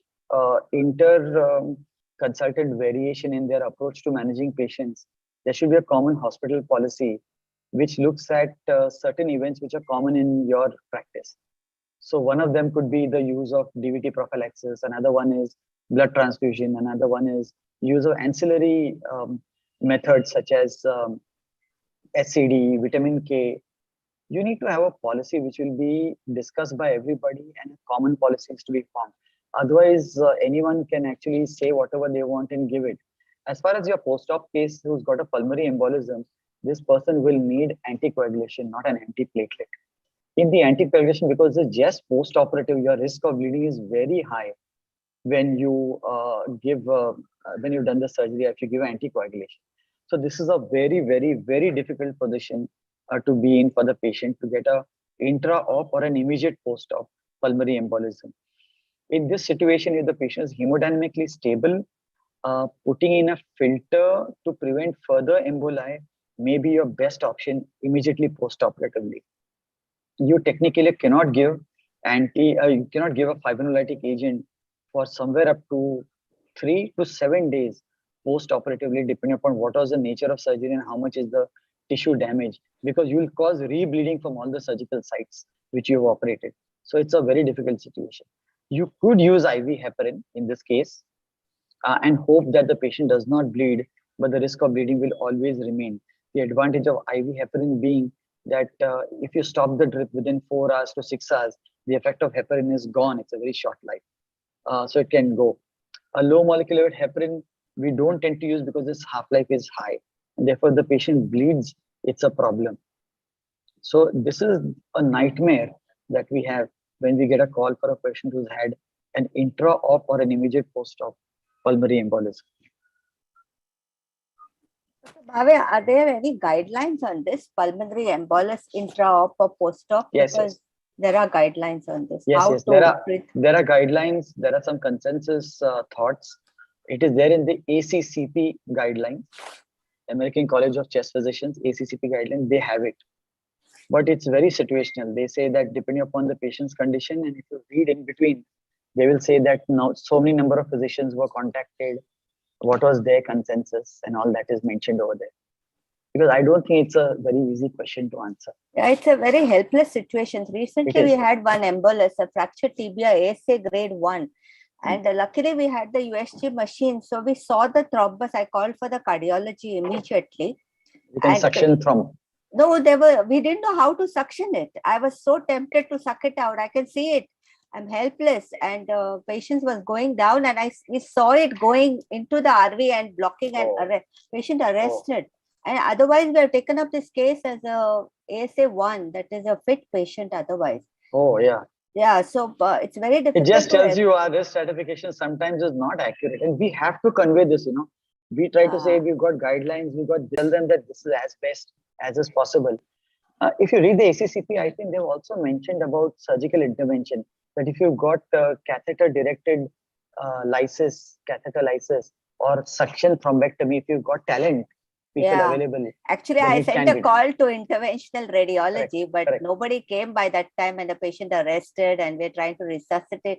And I've seen these emboli patients, they get resuscitated and within a short time they arrest again and then you do the massage, they come up and they go arrest again. They're so helpless. If it's a big trauma.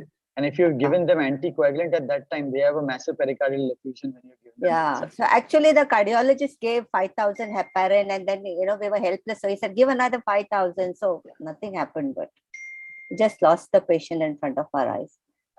Samir wants to say something. Yeah, before that, Dr. Preeti, do you want to invite one of our partners for BSc? Yes. I would like to ask one query to Dr. Bhave. Can I ask? Yes, ma'am.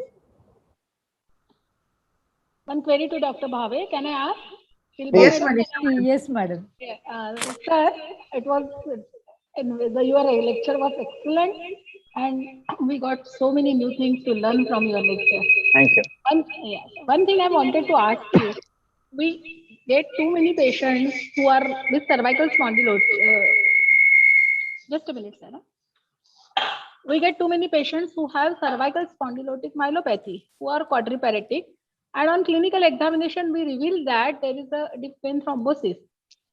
They need not emergency, but maybe in a due course of time, in a period of after optimization, they need surgical intervention. So, with the view that they have deep vein thrombosis and they need surgical intervention as the quadriparesis is increasing, or there is a risk of bladder and bowel involvement. So, how to go ahead with the surgical intervention in such kind of patients? We do explain them the risk that is involved in the surgery, but at the same time, should we first send them for putting filters, femoral vein filters, or we should go ahead with the risk explained for the surgical intervention? Yeah, that's a clinical situation we face, and thanks for the question. It's just that if the surgery is urgent, we put in a filter and we get on with it. Issue is, can you access the IVC to put the filter is the question.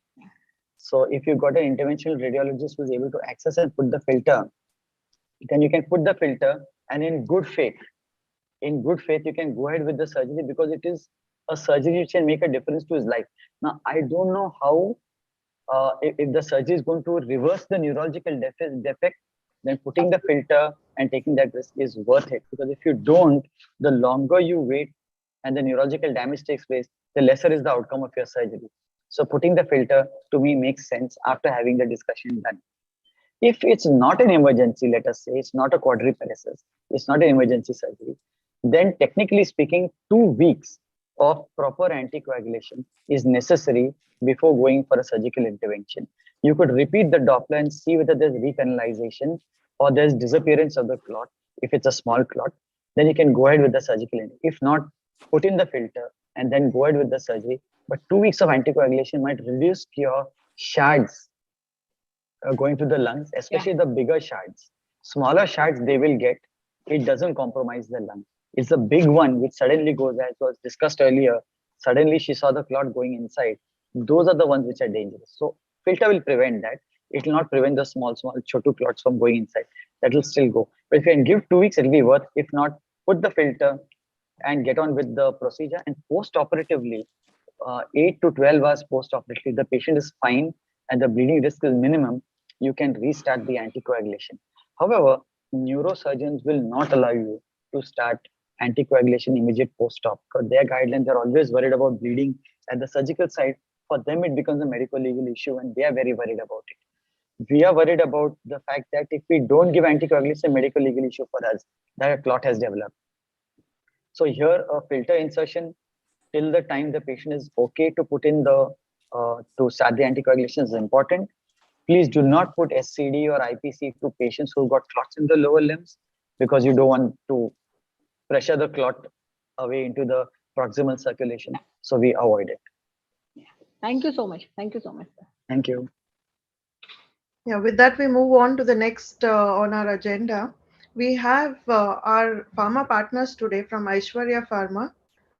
We have Mr. Tapas Mukherjee and Mr. Karak Singh.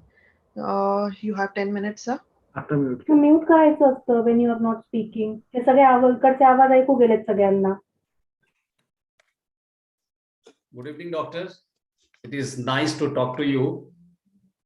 And the subject was really very, very interesting. That is thrombocytopenia and anesthesia. And in that, you all are expert. We just like to introduce ourselves. We at Aishwarya like to inform you that we are just new to this field of anesthesia. And we started our journey in 2006. And all the products are own manufacturing, which is certified by WHO, GMP and ISO.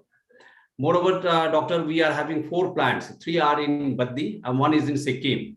If you ask me about Aishwarya, we are having 5 divisions, and all together we are at present having 1,200 products. In the field of anesthesia, you name any product except inhalation. We are having propofol, that is our own manufacturing. Atracurium, cisatracurium, vecuronium, rocuronium, all our own manufacturing. And that is also dedicated to 1 plant that is in Sikkim, which is highly equipped plant. And we, apart from this, we are also having generic branded division, ethical division, as well as hospital division. The particular division which I am looking after, that is critical care and anesthesia. In critical care, you name the newer molecules like tricycline, meropenem, all the antibiotics, higher antibiotics we are having. We need your support because we are just entered in the field of anesthesia and critical care, and we are always with you, particularly in academic front. With this, I will say thank you.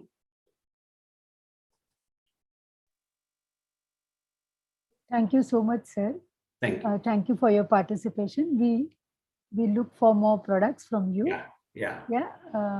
Can we hand over the mic to Dr. Sameer Deshpande, sir? Yes. Today's lectures were absolutely fabulous. All the speakers have done a wonderful job in guiding all our BSA members. From all the BSA members family, we profoundly thank all the speakers for the excellent talk and the guidance they have given us for a safe practice, safe anesthesia and safe surgery. Thank you so much.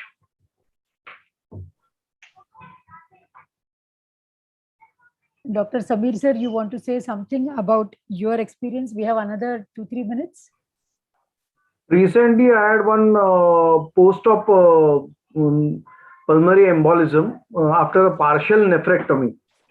Second day post-op after partial nephrectomy, there was a pulmonary embolus, and I personally visited the hospital because there was a significant hypotension, breathlessness, SpO2 going down to 87, and we had to shift this patient to the ICU.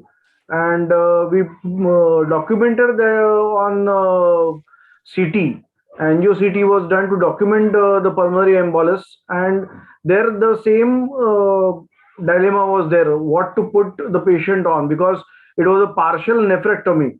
So patient was apparently put on IV heparin, because if at all, if the patient bleeds within 3 to 4 hours, we can reverse the whole effect. So IV heparin was given for a couple of days, and then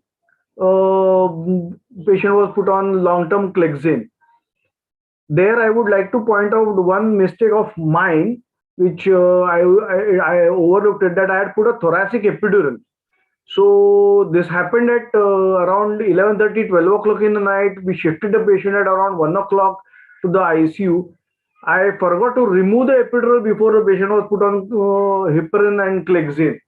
So in that scenario, I had to wait quite some time before I could remove the epidural.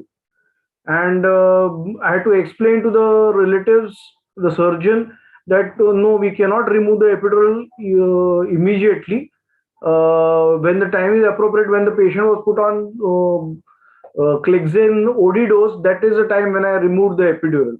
So if at all your patient goes in for some situation like this, just remember to remove the epidural before we put them on all these anticoagulants and antiplatelet, long-term anticoagulation. This is one point. And secondly, probably the patient did not bleed much even after the IV heparin, because the glue was used intraoperatively. So I found that glue must be having a definite role, whatever the cost of the glue, but it definitely helped in preventing the bleeding. Otherwise, the patient with a partial nephrectomy would have bled like anything. So that glue is worth everything, I feel. Thank you, Dr. Sameer, for your experience. Yes, these small things we do remember for our cases. Anyone would like to conclude? Dr. Neelam, madam, do you say a vote of thanks? Shilpa madam, your video is off. No, thank you. So Sameer sir has already said thanks, but I would like to thank all the speakers again, and also Shilpa madam and Bhatt sir for arranging this excellent CME. We all are taking many take-home messages from this, and thank you so much all. Thank you, MSc ISA office bearers, for attending and releasing our brochure. We look for a great academic feast. Thank you. Thank you, President Madam. Thank you, Honorary Secretary Sir, and entire executive team of MSc ISA.